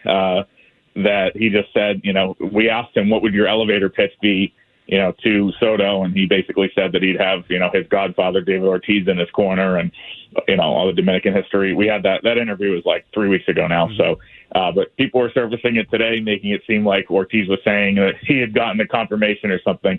That was not the case. I mean, do they have a chance? I think every team that's in the mix right now does, and they have to because they're, playing in the deep end, right? $600 million offers. Everybody knows, that all these teams want them and are offering that much. They all have, unique things to offer. At the end of the day, and I've said this right along, like all of the kind of auxiliary factors, the secondary things we can talk about, does his swing fit the Green Monster? Sure. Is there a great history of Dominican players and ones he's loved growing up? Of course. Is there a good core around him in the next few years in terms of young players? Yes. Can they promise him they're going to go out and sign other, whatever it is? To me, like that stuff never ends up mattering. At the end of the day, it's just about the biggest offer. And people from the outside see that and look at it as greedy, as if in any walk of life, we wouldn't all do the exact same thing, Mm-hmm. And the other thing is with Scott Boras behind him and the players union pushing these guys, they take the biggest dollar value. They take the best financial contract. So the Red Sox can offer all sorts of things. That's all well and good. If the Mets offer $75 million more because they can and Steve Cohen's motivated, it's going to be hard to see anybody leaving that much money on the table. So yes, they're serious, but the Mets in this, I think, are such a wild card. And when you have so many big market teams in, the Yankees, obviously, the Blue Jays, Dodgers, it's like, the bidding could get to 700, 750. We're starting to see those numbers come around. And it's like, if the Red Sox made a hard stop at 650, of course, I'm just guessing, speculating, thinking out loud. That doesn't mean they didn't try. It just means that it got ridiculous at the end with a lot of motivated, big market, really, really rich teams and owners. And so it seems like they've tried, but again, only one team can come out of this with him, and there's going to be 4 of the 5 that are going to, be unhappy. It just, at that point, would become like, where do they pivot? And that'll be, I think, the interesting storyline for all those teams that do lose out. All right, moving on from the Soto stuff, because we'll see if it happens, but the Sox have added 2 lefties, right? Justin Wilson and Aroldis Chapman. Chapman being the big name. Obviously, I think he had some struggles last year, but do they want him to be the closer? What's the deal with him trying to get a little bit heavier with left-handers in the bullpen? Yeah, I just think, you've seen the last couple of years, especially in the era of the 3-batter minimum, where you can get a pocket of lefties. And they've had, guys they've liked at certain times who have been good and given them solid innings. Bernardino was really good 2 years ago. He was really good in the first half last year. Boozer, throws hard and gave them some, good moments. Bailey Horn was on the roster. He's gone now. And Zach Penrod's a guy who came in and was okay at the end of the year. They like him with the velocity. But I think when you move from being a mediocre team like they've been, 500 right around there, to your contention window, it's time to stop with the nice stories of this guy pitched in 18 different countries and drove Uber and now he's claimed off waivers. Like, those stories are great and they're awesome on an individual basis. But at a certain point, you need, proven guys. Aroldis Chapman, one of the best relievers we've seen in the last 20 years. Obviously, off the field, a different story. And I know people are rightfully upset about that. But, Aroldis Chapman, the upside he gives you and the experience pitching in the playoffs, winning 2 World Series, 7-time All-Star, that's a dude in the back end of your bullpen, and you're not hoping that a June waiver claim turns into your left-handed option. Wilson's a guy who's been around for a while too, kind of the same thing. So I think they're just looking for certainty in those spots. It's not too dissimilar to 2 years ago when, they were doing this closer by committee thing with Barnes and Brazier, another kind of scrap heap guy that was good for them. And then they just finally said, screw it. We're just going to spend, and we're going to get Kenley Jansen, we're going to get Chris Martin. And for 2 years, that worked. So I think they're looking at that from the left side. In terms of who the closer is, I think, there's 3 guys that are going to be in the mix. Chapman has the experience, but also, Hendricks has a ton of experience. We don't know what the Sox are going to get for him as he comes off the injury. And Justin Slayton's a guy I think they look at as maybe the closer of the future as well. And Whitlock's kind of a wild card and all that. But I think, to me, that's a great place to start with a bullpen, even with Jansen and Martin gone. You have those 4 guys, locked in, and Chapman, Slayton, Whitlock, and Hendricks. You can find an elite closer out of that group. There's 2 guys that have done it in the past. There's one guy who had a really good rookie year last year. Whitlock, we know, when healthy, has been really good on the mound. So, I do think that, maybe they go after one more righty. They do have a lot of kind of those middling types on the 40-man roster. But to me, I wouldn't say that Chapman's going to be the closer. I wouldn't say that Hendricks is going to be just kind of. I think it could be a competition in spring training. But I do think Alex Cora likes that set 9th inning guy. He doesn't want to do it day by day and play the matchups. That's a headache for a manager and something that didn't work for them that Cora hates. He wants to pick somebody and have him stay there, and that'll be, I think, a question for February and March.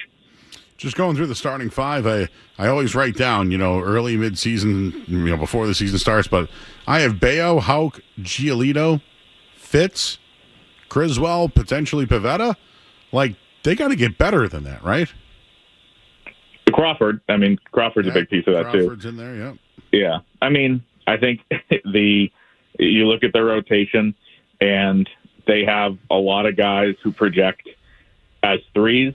Whether you look at Crawford, Bayo, and Houck gave them 30 starts last year. That's no small thing. 3 homegrown guys. Houck was dominant the first half and faded. Crawford, other than some home runs, had a pretty good year. Bayo got better as the year went on, which you'd rather have that than the other way around. And so, having those guys and Giolito slotting in as, your 2, 3, 4, and 5 and pick whatever order they're going to be, I think is great. And they need the one, whether that be Fried, whether that be Burns, whether that be Crochet. To me, a guy like Pivetta does not improve kind of the whole thing at all, or a middling guy like that where you have another guy who, one day can look like a 2, one day can get kicked out of the rotation. There's so much, variability. What this rotation needs is that really, really high floor and high ceiling ace. And I think that that's what they're trying to do, with or without Soto on the roster. Because like I said, if you have Fried or Burns or one of those guys as the 1, and then Houck is your 2, and Bayo, Crawford, and Giolito, like that looks a lot better than, Houck is the 1 and name your guy off the street as the 5 to me. So I think they're trying to do that. I still think they're going to. But I would have told you the same thing a year ago this time.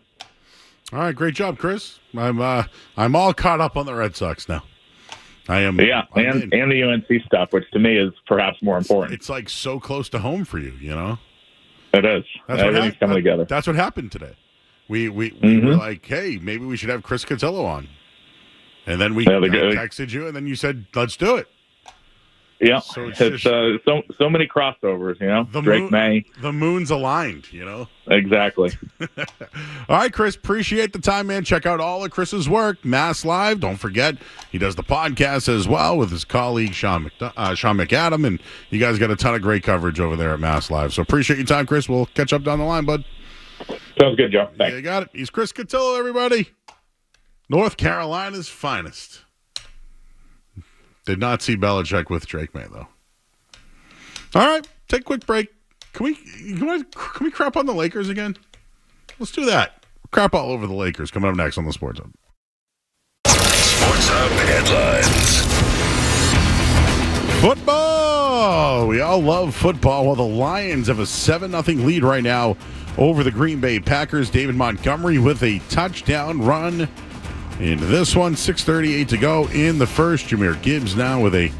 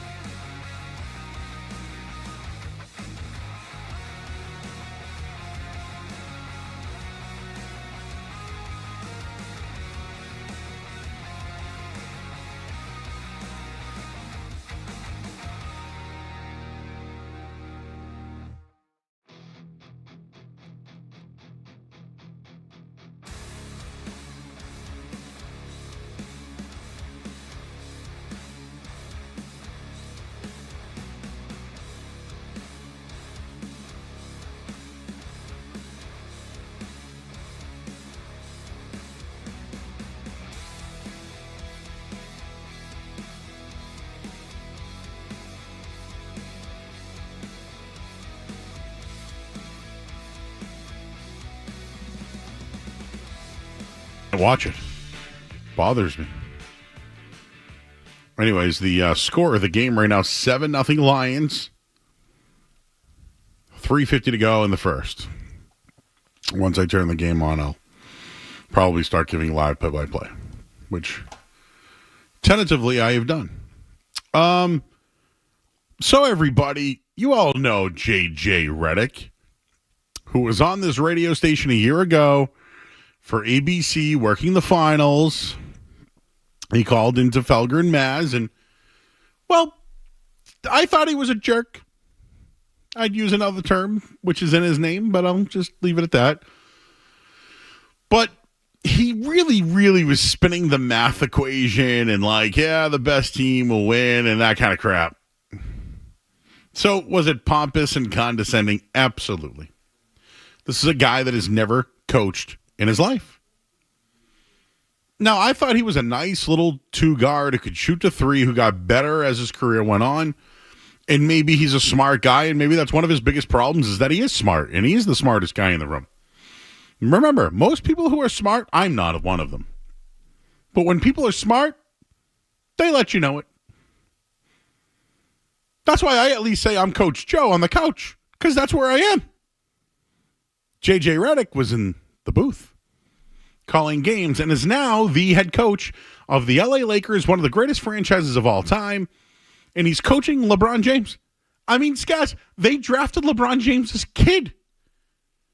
So, I mean, because they suck, does that have something to do with it? I don't know. Maybe their priorities are in a different end. I don't know. I'm just saying, but when it comes to the Lakers, and I shared this last night because I feel like that it is absolutely true, you need to see some of the losses this team has had. And with the last 7 games, the Lakers have lost to Denver by 25. They lost to Phoenix by 27. They lost to Minnesota by 29. They lost to Miami last night by 41 points. It's the first time in NBA history a team with a winning record has lost by 25-plus points 4 times in a 7-game span. The Lakers are embarrassing. And I believe it's James Worthy. I don't know if you want to play a little bit of that clip, but play the beginning of this one because they highlight on 3 people. One is Redick at the podium. The other is LeBron at his locker. And then the other is James Worthy talking about the current state of the Lakers. So let's hear it. What's your post-game message? To you or to the team? JJ question that's together. I agree with everything JJ said. There's really, it's really no words to explain it other than it's embarrassing. It's embarrassing.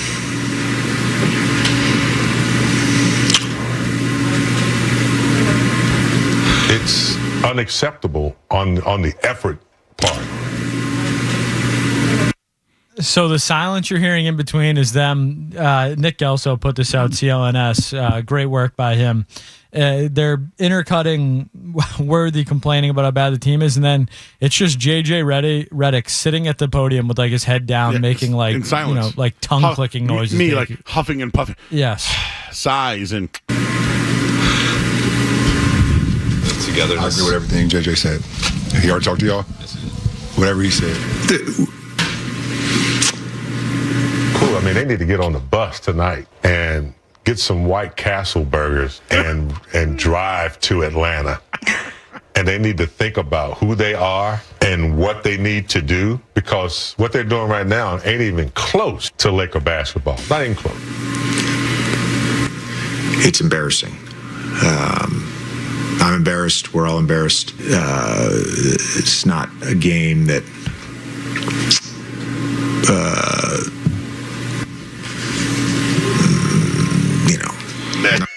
I'll leave it at that. I'll leave it there. I don't think there's probably nothing more there. But LeBron, what did JJ say? I agree with anything JJ said. If Worthy's just like, they need to go get some White Castle, bro. You ever had White Castle? I don't think I have. The little burgers. I've seen like the Crave case. I know that's the big. You've probably seen deal. Harold and Kumar. Yes, of course. The whole damn thing's about, besides weed. I just love when he's like in jail and he sees the bag of weed Wakes up in bed next to I her. go crazy for you. And he just makes love to the bag of grass. I go crazy for you. It was all about the White Castle, dude. Just get some White Castle, head on down to Atlanta. Get some Magic City wings while you're at it. No one is enjoying the Lakers' downfall more than our very own Cedric Maxwell. He has mentioned it during the broadcast recently that he cannot wait for the Celtics to play the Lakers this year. I know that Max gets paid by, to go on the morning show, but I'd love Max to just. I've pitched an idea, and I think it would be great. He doesn't know it yet, and I don't know how we could get paid for it. But I'll just tease it right now. It would be called Snacks with Max, and it would be me bringing snacks, sharing them with Max. Snacks with Max.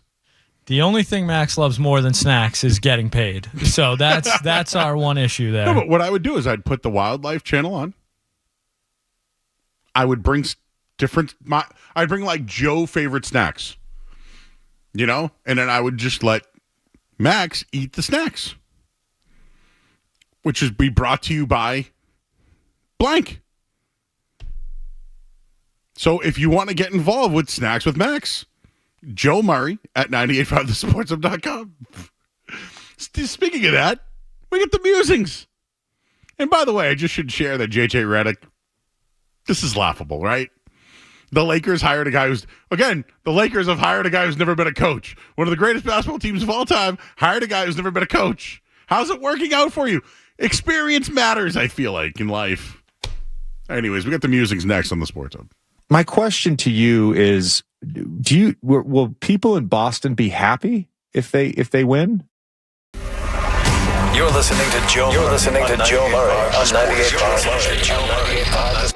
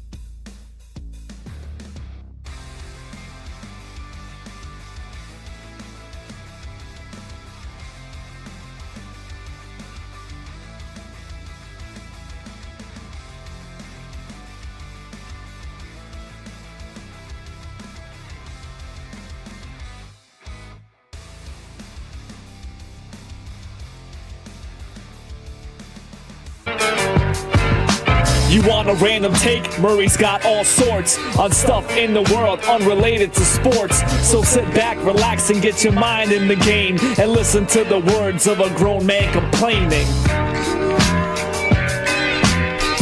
All right, North Shore Mall. But if you want to go out, have a good time, play pool, bowling, they had beer pong, they had axe throwing, arcades, the Claw, they had a Fast and Furious arcade. I tried all their food today. They got excellent pizza. I had some really good nice little steak skewers today. I had some great cauliflower, it was like buffalo cauliflower. It was awesome. Had a great chance to meet Anthony, the owner. It was a great time. Met up with our buddy Saki, who's called in before. He was there. Jen, on our sales team, excellent job. But I'm telling you right now, this is going to be the spot. So if you're looking for a place to let the kids run around and play video games while you have a drink, this is the spot. I'm telling you, you want to let the kids run around for the day, play video games, bowling, this is the spot. You can even go shopping at the mall. So anyways, shout out to the people over at Game Time. It's in Peabody. It's on the backside, behind the Container Store, but fabulous.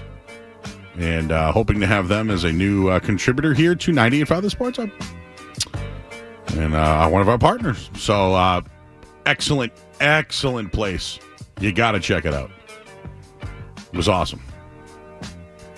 All right, so I'm going to let you pick, Skaz. Do you want California man with 71 pounds of meth cake clothing? Would you like lights that look like UFO lights in Washington? Or do you want to know about a corpse that fell out of a hearse? There seems to be a theme in Murray's musings at times that I feel like I have to go with option C on that one, Joe. Option C. All right. Well, how about this one? We'll do C first, and I'll let the chat pick the other one. Okay?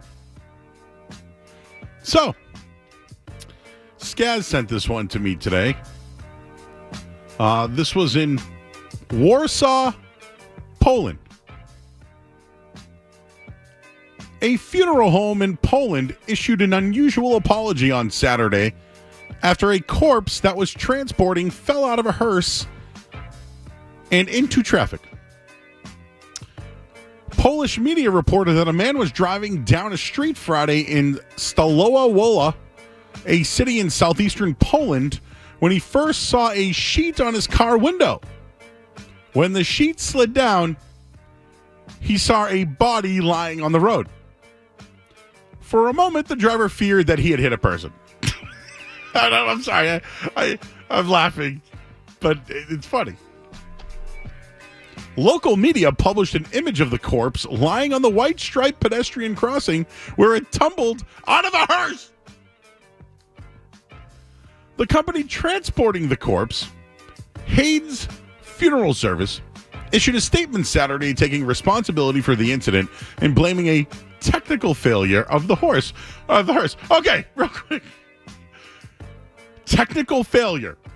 Okay. Going back to the history of the Joe Show here, if you're a regular listener,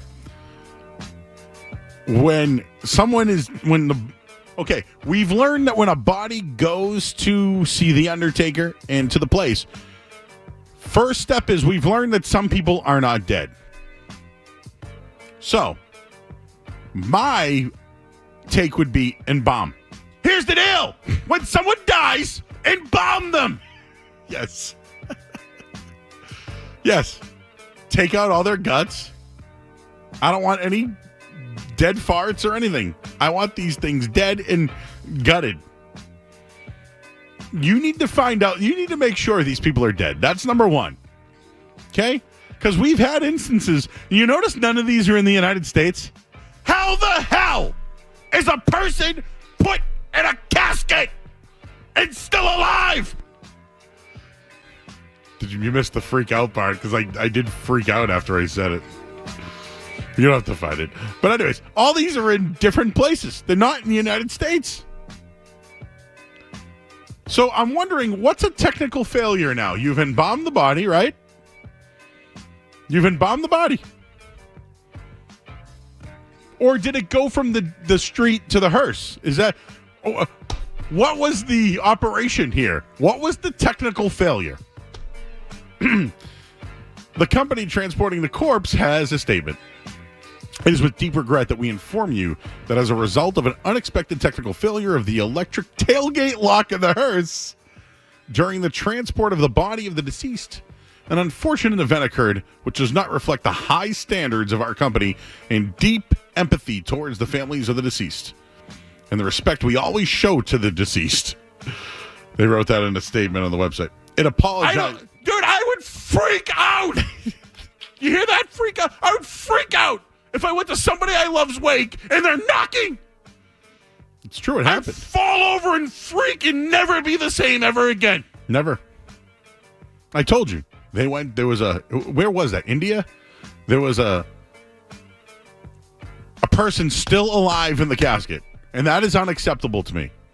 There is too many stuff. Now listen, a body falling out of a hearse is more believable to me than someone's like, this would happen to you. Blaming the tailgate. This would happen to you. You would be somewhere. You'd go outside. There'd be a sheet covering your car. Right? There would be. You would then be like, what the hell happened here? And you'd pull it up and it'd be a dead body and you'd freak out. Right? That would happen to you. So then what do? Do you just move the body and keep on going? Do you call our friends at Waltham Police? Hey, guys, the body here, I had nothing to do with it. Now you're in on it. Here's the deal. Did the hearse keep going? When did the hearse find out? That's a pretty loud thud, I would think. Yeah. When did they... I need more here.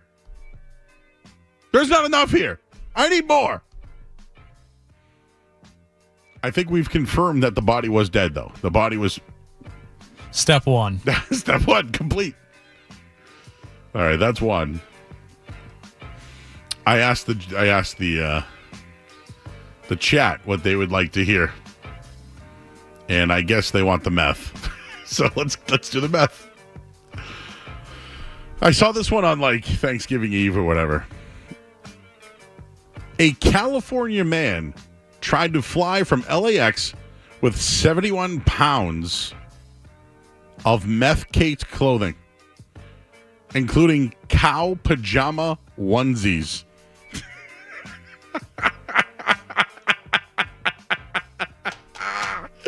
Oh, my God. Northbridge, California, everybody. A man was indicted on Tuesday after he allegedly tried to check 2 suitcases into the LA International Airport that contained clothes caked in methamphetamines, including cow pajama onesies. The Department of Justice said 31-year-old Raj Matharu was charged with a single count of possession with intent to distribute meth. Drug dealers are continually inventing creative ways of smuggling dangerous narcotics. And as it alleged in the fact in this case, In the process, they're poisoning communities throughout the world. Law enforcement committed to fighting drug trafficking, knowing that every seizure saves lives. I see photos of the clothing. I see the cow print onesie. Screening officers performed X-ray checks on the suitcases, which allegedly revealed irregularities, prompting officers to pull the luggage for an additional inspection. When officers opened the suitcases for further analysis, they found over a dozen white and light-colored pieces of clothing that were covered in a white residue and dried stiff. They tested the residue, came back, meth.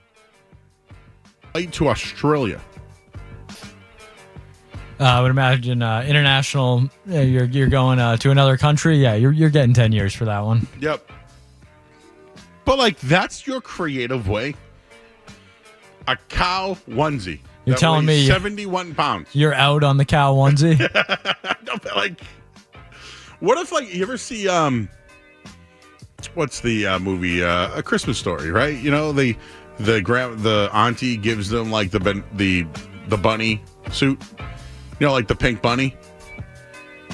Like, I would rather a pink bunny. Like, you got to get more creative. Daniel's in Burlington. Hi, Daniel.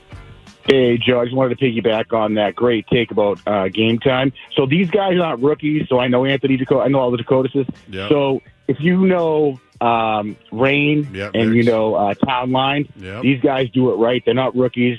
So great take, Joe. Dude, good call. It was fun, and I love the food. Thank you, Daniel. See? Doubling down.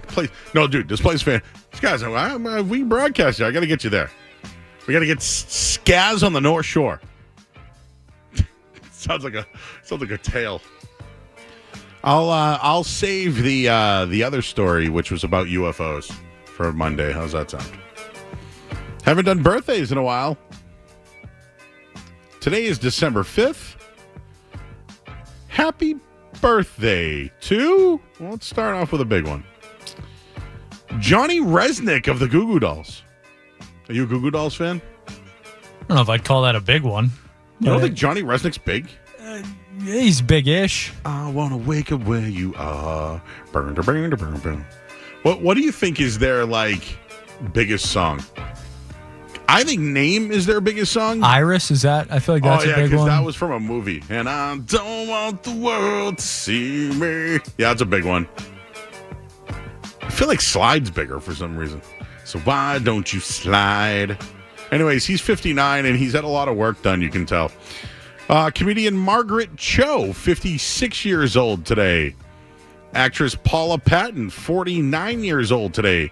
Amy Ackers, 48 years old. Gabriel Luna, 42 years old today. How about Frankie Muniz? Is it Muniz? Frankie Muniz. Yeah. He's 39. He's the race car driver now, right? And Malcolm in the Middle. You're not the boss of me now. Let's see. What else? You got anything else there, Skaz? It is Neil Druckmann's birthday today. He created The Last of Us, Joe. I saw did you see the preview? I have. People are not going to like season 2. Those that are unfamiliar with the story. Can I tell you something? When something's really good and then it has to come back with like a follow-up, it hardly ever is. Like I've tried the new Yellowstone. Spoiler alert. Actually, I won't even spoil it. Oh, The Last of Us is good, Joe, but it is I don't want to spoil anything, but it's not a happy story. I will say that. I thought the first season was incredible. So can it get better than that? I don't think so. But I will tell you this. I watched Yellowstone. There was a season of Yellowstone where I was like, this is the best show on television. But now there's been some characters that are no longer on the show, and I'm kind of like, I'm not out yet, but I got a toe out. Happy birthday to Walt Disney, who was born on this date in 1901. Joe, happy birthday to Good Will Hunting. Came out 27 years ago today. The Wicked Boston movie. Wicked. Yeah, I was 14 years old when this movie came out. So when, like, you know how many times I said, how do you like them apples? I got a number. I do. You know what my favorite part of that movie is? And it's supposed to be the favorite part of the movie.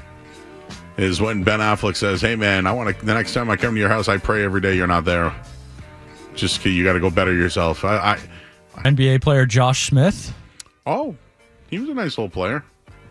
Martin Van Buren, 1782. I mean, I'm going way back. Way back. Joe, are you familiar with Joe Fleming? He's listed on this day birthdays. He's from Wellesley, Massachusetts. Mm-mm. He's a CFL legend, according to his quick description here. Nope, don't know where it is. Never heard of him. Happy birthday. So, I don't know if this is from I Think You Should Leave or Detroiters. I did watch a couple episodes of Detroiters. You liking it? One was about making a commercial for a guy. Yeah, I think that's the first one. That guy with the hot tubs? And he let his assistant, yeah. Yes. And then they were coming up with ideas and then took the old diet pills from the 70s. And Detroiters is fantastic television. And they're like best friends and they live next to each other, but he's like dating his best friend's girlfriend or something? His sister, yes. Sister, yeah. And they're like in the windows talking to each other at the end of the and night. His window doesn't close.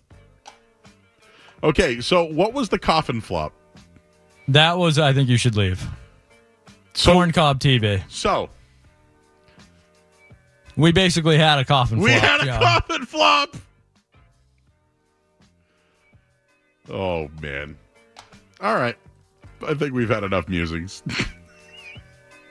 It's been a while.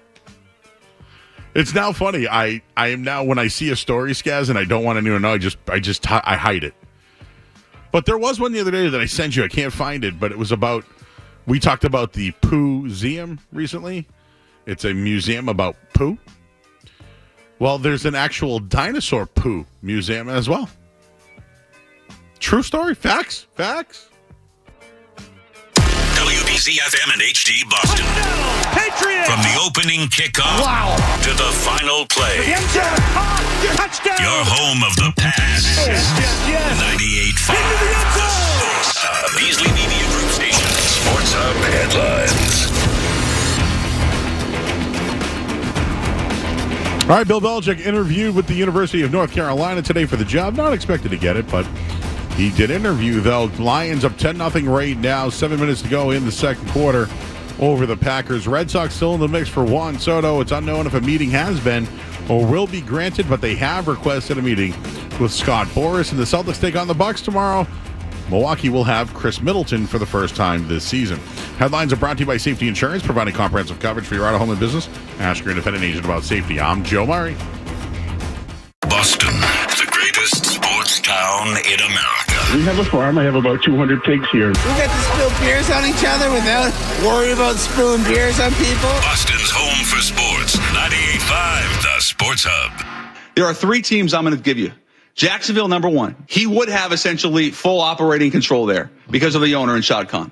It's a pretty good roster with a quarterback. You think about number two. This is interesting to me. Dallas. Mike McCarthy's, they've won a couple straight, but it's also really important to note that McCarthy does not have a contract after this season. Also, Dak's contract is punitive.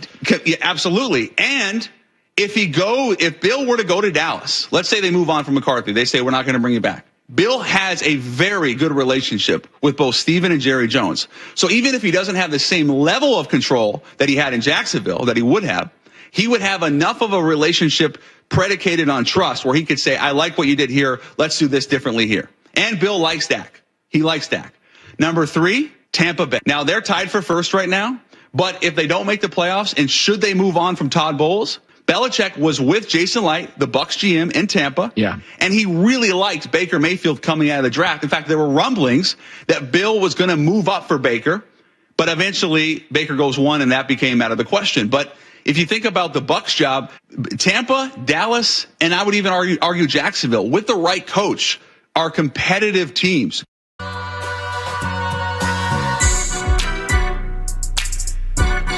Ooh. Have you heard any of the new Kendrick? I like it.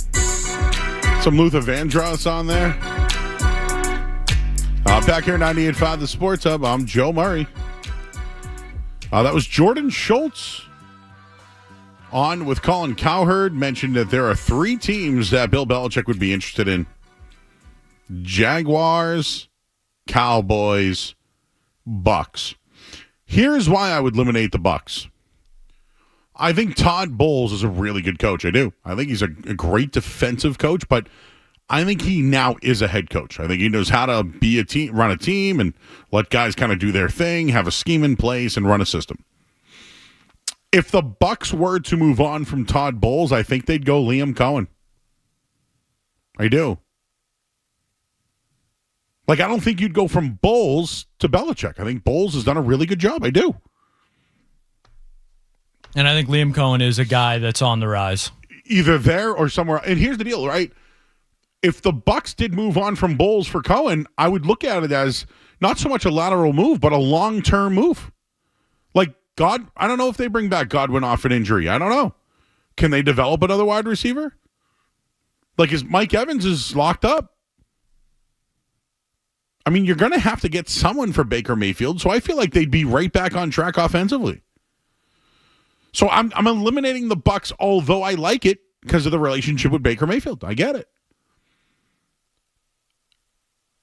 It seems like destiny for the Cowboys for some reason for Bill Belichick. Like, I wonder if there are some things Bill can push back on with ownership. The Dak thing, though, I don't know if Belichick would fly with Dak. I don't know. I do think Dak's a good quarterback. He puts up huge numbers. The injury thing is there, though. I wonder if Bill would go in a different direction. I don't even know if they could get out of that one. I really don't. The Jaguars is interesting, though. Let's pick up on this on the other side. We'll take a quick break. I know I went a little long here, but Bill Belichick interviewed in North Carolina today, and Jordan Schultz is now mentioning that Belichick has 3 teams that he could potentially return to. We'll do that coming up here on the other side. I'm Joe Murray on 98.5 The Sports Hub. More Joe Murray coming up on The Sports Hub.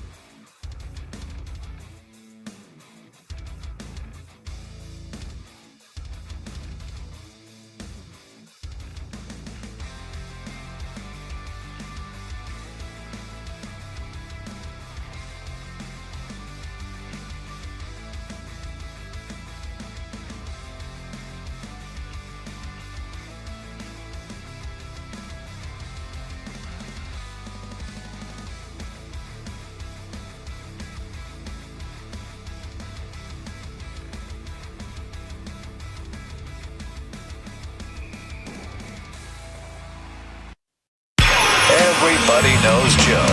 Just keeps getting better. Joe Murray on 98.5 The Sports Hub.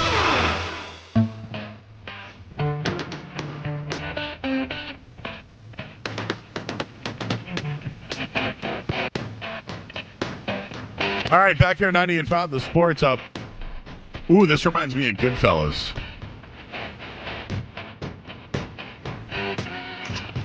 A little bit of a Christmas feel in the movie Goodfellas, you know? That could be a nice thing we could do. I guess we have to look it up. Oh, we do have a couple of full shows coming up, right? So Monday night, we have a full show. It's our intern Joey's last day, so we're going to give him a send-off. He's done a good job for us. He's done a lot of graphics. He's cuts video. He writes a lot of articles. Wrote one yesterday on Boston College has a big-time defensive end who could be a potential first-day pick. Maybe even a second day. Who knows? So he's done a nice job for us. So he'll be with us Monday. It's his last day. So shout out to Joey Medeiros, everybody. It's funny. I ran into someone who happens to be a family friend of Joey Medeiros, a friend of mine. So just a small world there, Skaz. It just happens often. But I know that we have Celtics Bucks tomorrow, which I'm locked in for. Like, the Bucks stink, so I wonder what type of effort they're going to give the Celtics. So that should be a good one. No Patriots this weekend. I'm off on a Sunday. I can't remember the last time that's happened. And then Monday, full show, baby. And then I think we have 2 other full shows until we're gone. I think there's next week, and then our last show, I believe, will be the 19th. And then Skaz and I are on vacation. On vacation. You won't hear from me till 2025. Yeah, full shows Monday, Wednesday, Friday next week. Monday, Wednesday, Friday. Oh, yeah. That's good. I like that rotation. Get in our end-of-the-year guests as well. I tried to have John Serenides on tonight, but he's playing in a Super Bowl. You know who else I tried to get on tonight? Lifshats. To talk about the College Bowl. Should I just say it? He gave me a maybe. Call me maybe, huh? I got call me maybe by Lifshats. Oh, by the way, Fred played in the morning show, played the Irish girl that called in. Lisha, who's following us. But they thought that I brought up everything that was Irish in one call. And so they thought I was talking to her like she was 10, which is not the case at all. But you have to understand, during that call, she was listening to herself the entire time, which makes it really hard, but I didn't want to tell her, hey, you got to turn your radio down. I didn't have the heart, Skaz. I didn't have the heart to tell her. But they played it this morning, and then somebody goes, Joe didn't ask her about Lucky Charms or anything else. There's no St. Patrick's Day questions. I know. I guess we'll have to go to Cork Island. Ireland. Wow. Whew. Cork, Ireland someday. Football game's getting a little intense, huh? 10-7 right now. I'm watching it on some obscure, channel on the random Samsung TV that we have here. Do you have one of those smart TVs where, you don't know where the channels come from? Oh, yeah. Mine will do that every once in a while. But, yeah, I'm a YouTube TV guy. So what's funny is they showed a play, right? And then now they're showing the X's and O's of the play. I think this is called NFL Game Center. I don't know if you've ever seen this before. I don't even know what I'm watching. It looks cool, though. Maybe this could be like the new All 22. Oh, okay. So what they do is they do a Gamecast version because they can't show the audio live, the video live. So they do a Gamecast with X's and O's, and then after the play, they show you the play. I kind of like that. It's kind of like listening to it on the radio and then hearing it again on television. Gerard Mayo says he'll be a better coach in year 2. We'll have more of that coming up in a bit. And Bill Belichick interviewed today at North Carolina. Anyone buying that? And what are his 3 destinations? It's funny how it's the bye week, but we're talking about Bill Belichick. Huh? Took 14 weeks to finally start talking about Belichick again? Because the team has a chance to lose 7 in a row. 7. It's not good. And not many coaches come back the next year after doing so. One that did, though, Matt Eberflus. He got fired, which is my exact reason why not to bring him back next year. We'll get into more of that coming up after the headlines. I'm Joe Murray. Final headline of the night here on the Sports Hub. Sports Hub headlines. All right, Bill Belichick interviewed at the University of North Carolina today. Doesn't look like he's going to get the job, but he is open for business, whether it's college or in the NFL. We got Thursday night football ongoing right now.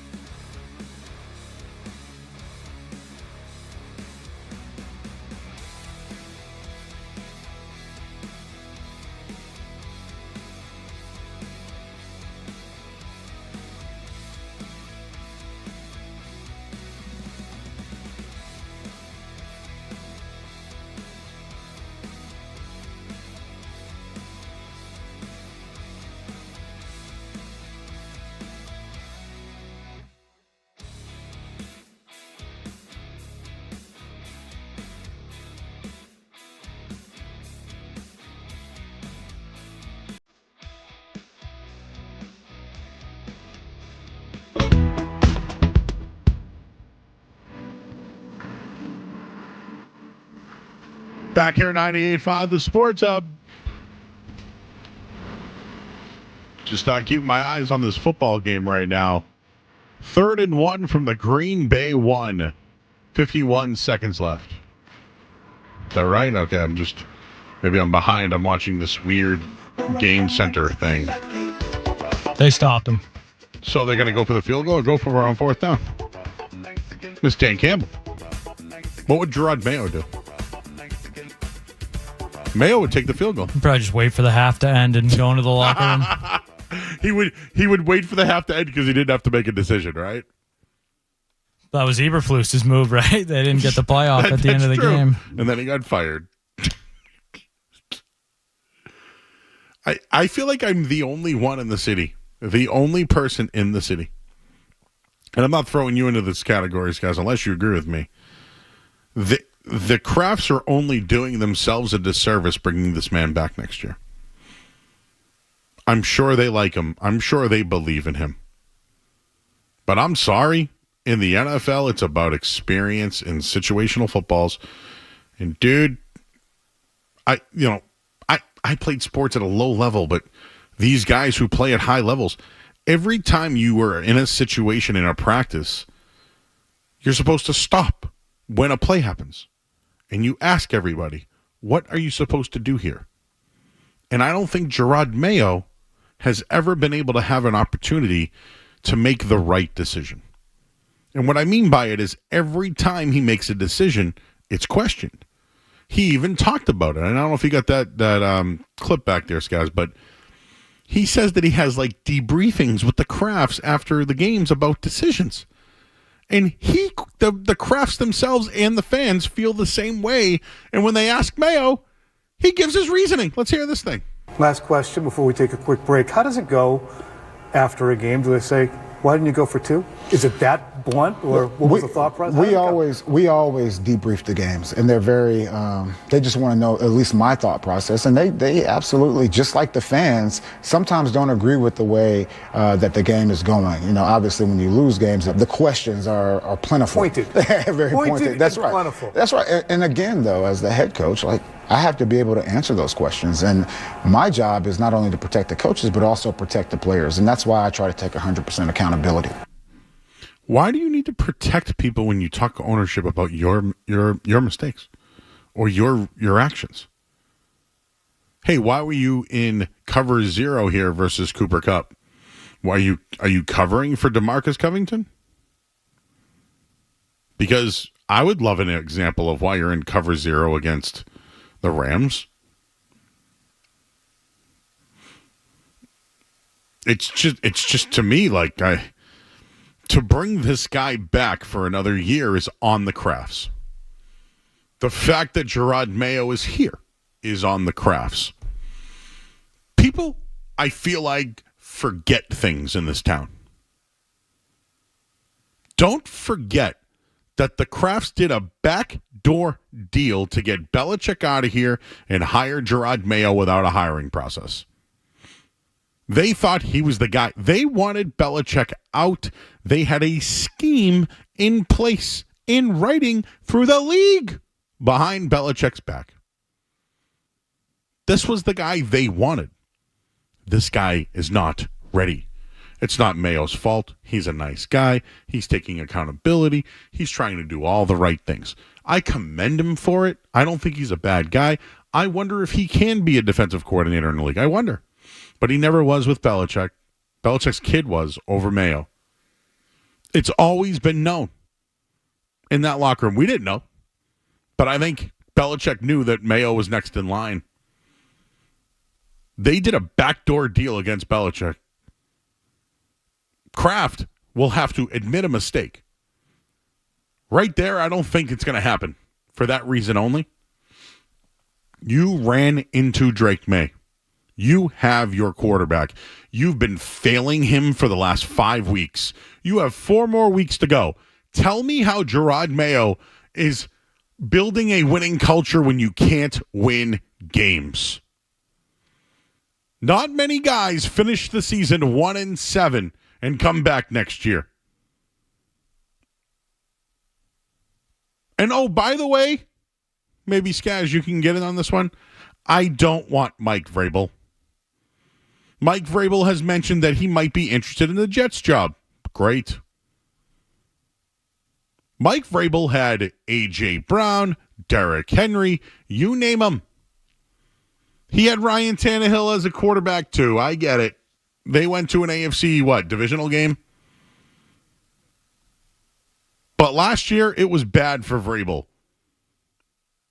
GMs fired, multiple just changes. He had the most transactions of a roster move in history. You go back to his last 13 games, he's 4-9. Why do people just think Mike Vrabel's the answer here? Because he was in the Hall of Fame? And Patriots Hall of Fame. And that the owner there didn't like the fact that he was fraternizing during the week? Is that what it's all about? Mike Vrabel's going to have other opportunities. How about Ohio State? Could there be an opportunity there? If Ryan Day gets canned if they don't win? The Jets, the Jaguars. If you had to make a choice today, do you want Mike Vrabel or Bill Belichick? And quite frankly, I still think there are better candidates than both of them. Ben Johnson's number one. Let me ask you this one, guys. Would you rather Aaron Glenn or Mike Vrabel? Aaron Glenn. So Mike Vrabel's done it before. I guess that's like what some people would say is a safe. Don't you need to sometimes take a chance? Like the thing with Aaron Glenn is played in the league. The Detroit defense is pretty good, right? I mean, he's built that thing up. He knows how to get a pass rush. He's built up some secondary pieces there. I don't want a defensive head coach, though. Agreed. Either way. Agreed. I don't Vrabel, Glenn, not interested. I want Dan Lanning. I don't know why Dan Lanning would ever leave Oregon. He gets the pick of the litter every year. And who do you think they're going to get next year as their quarterback? Joe, who was the last great Oregon wide receiver? Oh, Jesus. Oregon wide receiver? I have to look it up. What was his name? He played for the Chiefs. What about Oregon quarterbacks? Well, Justin Herbert? Justin Herbert would be one of them. And then Mariota? Yeah. My only thing is I like Dan Lanning's system. Achilles Smith was one, Dan Fauci years ago. Kellen Clemens, they were all backups. Joey Harrington, number 3 overall pick, didn't really work out either. Remember Dennis Dixon? He had a little run in the NFL with the Steelers. Oregon wide receivers, I got to look that up. Why guess he was in the NFL? Wow, I don't know. I want someone who has experience with NFL quarterbacks, with NFL offenses, with NFL talent, NFL wide receivers, offense, you name it. I don't want Dan Lanning, fine. He could be a great coach. Not interested. John Gruden, there's your guy. He just got a new job. It's true. Would you rather Barstool or Kraft? It's probably a much, much lighter gig at Barstool, I would imagine. The media is much nicer to him over there.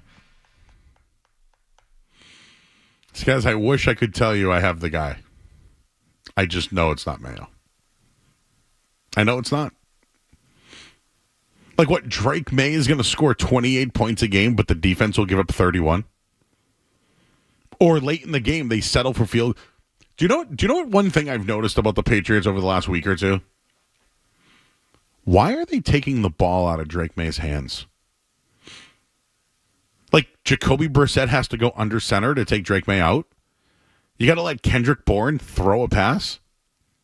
You need to put it in a kicker's hands over the quarterback's hands? Maybe I'm nitpicking here, but why are you taking the ball out of his hand? How about a Wildcat? See, the reason why it didn't work was because there was a holding.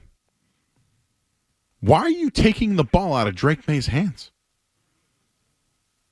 For real. When you take on Arizona in week, stop taking the ball out of his hands. You're 3-10. Don't settle for field goals. Go for it. You're 3-10. By the way, the Patriots have been eliminated from the playoffs. And Gerard Mayo did say today that he's going to let more rookies play. Oh, yeah, that's going to really help them win games and start a winning culture, right? What's the deal? Like the Javon Baker thing, I cannot understand. If you're a Patriots fan, do you want them to win games the rest of the season? Well, here's the deal. Skaz, I think as of right now, and I'm not an expert in this stuff. There are years where I think I know what I'm doing and I don't. But I don't think this is a strong draft class.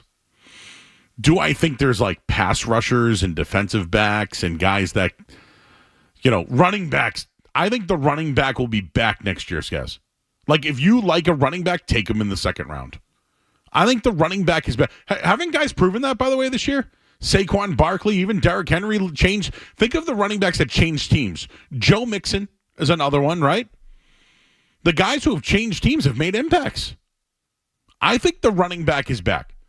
I know Bijan Robinson's a big part of what Atlanta does, but they're still doing Atlanta Falcons things. You know what I mean? Yeah, Bucky Irving's had a really good year. Bucky's having a really good year.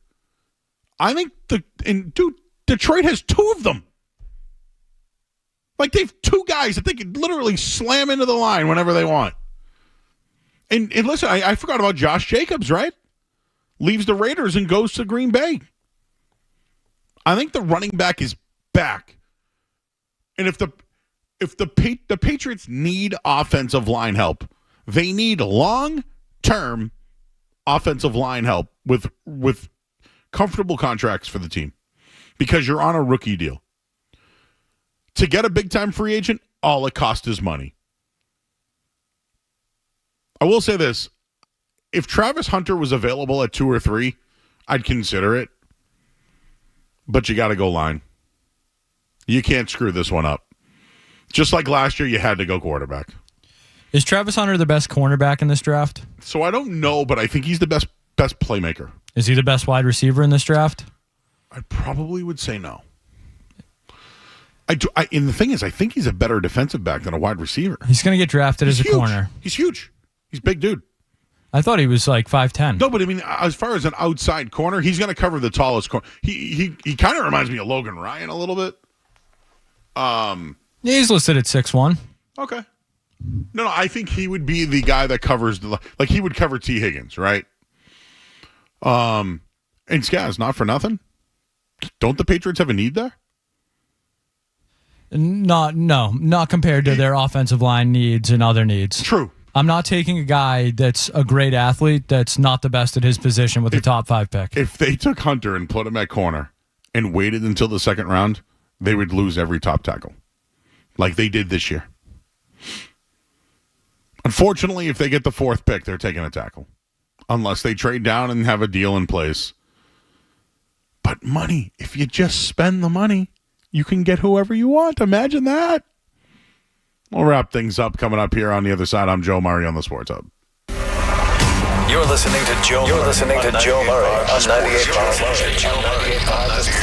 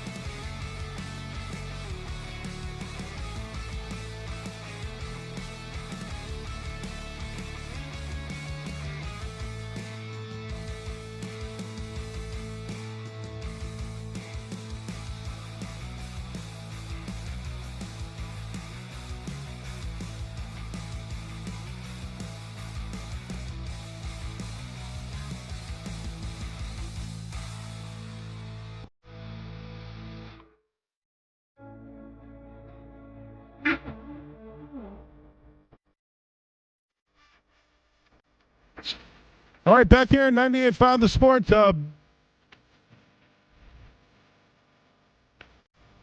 Right now we have halftime in Detroit. Lions lead the Packers 17-7 at halftime. I'm expecting some points in the second half. Expecting some points. So tomorrow night we will have the Celtics game. They take on the Milwaukee Bucks tomorrow. You should see the return of Jason Tatum to the lineup. I know he was out the other night. He is on an NBA mission to be the MVP. But I wanted to just bring up the non-Tatum minutes. I think it's a really big thing. And while the addition of Kristaps Porzingis has really helped those Celtics, I mean, the numbers have really increased, but it gives the team an opportunity to give Jason Tatum a break. It's hard to get Tatum out of games. He never wants to sit. And it's part of the reason why maybe he will not become an MVP. But when I look at these non-Tatum minutes, it's really just impressive what they've done, and I just think Porzingis is completely behind it. I think they're able to do so much more with their rotation because of their all-star duo, but also having Porzingis. He's such a luxury to have for the Celtics. And if they have to give Brown a night off, if they have to give Horford a night off, if they need to give Drew Holiday, this team, the rest of the year, might be able to manage a calendar and manage these players so they are healthy enough to be ready to go, but also use some of their role players. And this is why I think Peyton Pritchard becomes a luxury for the team too. So last night, Tatum and Drew Holiday sat. Porzingis just reminded us that the dude can knock down threes. He had 26 points last night. And he's played 4 games since his return, and he also did it in 29 minutes. And he was a big part of what the Celtics wanted to do last night. He had a big alley-oop dunk, right? He had 3 rebounds in the first quarter last night. When I just look at what Porzingis adds to the team, his projection was supposed to be Christmas Day. Now he's back. The team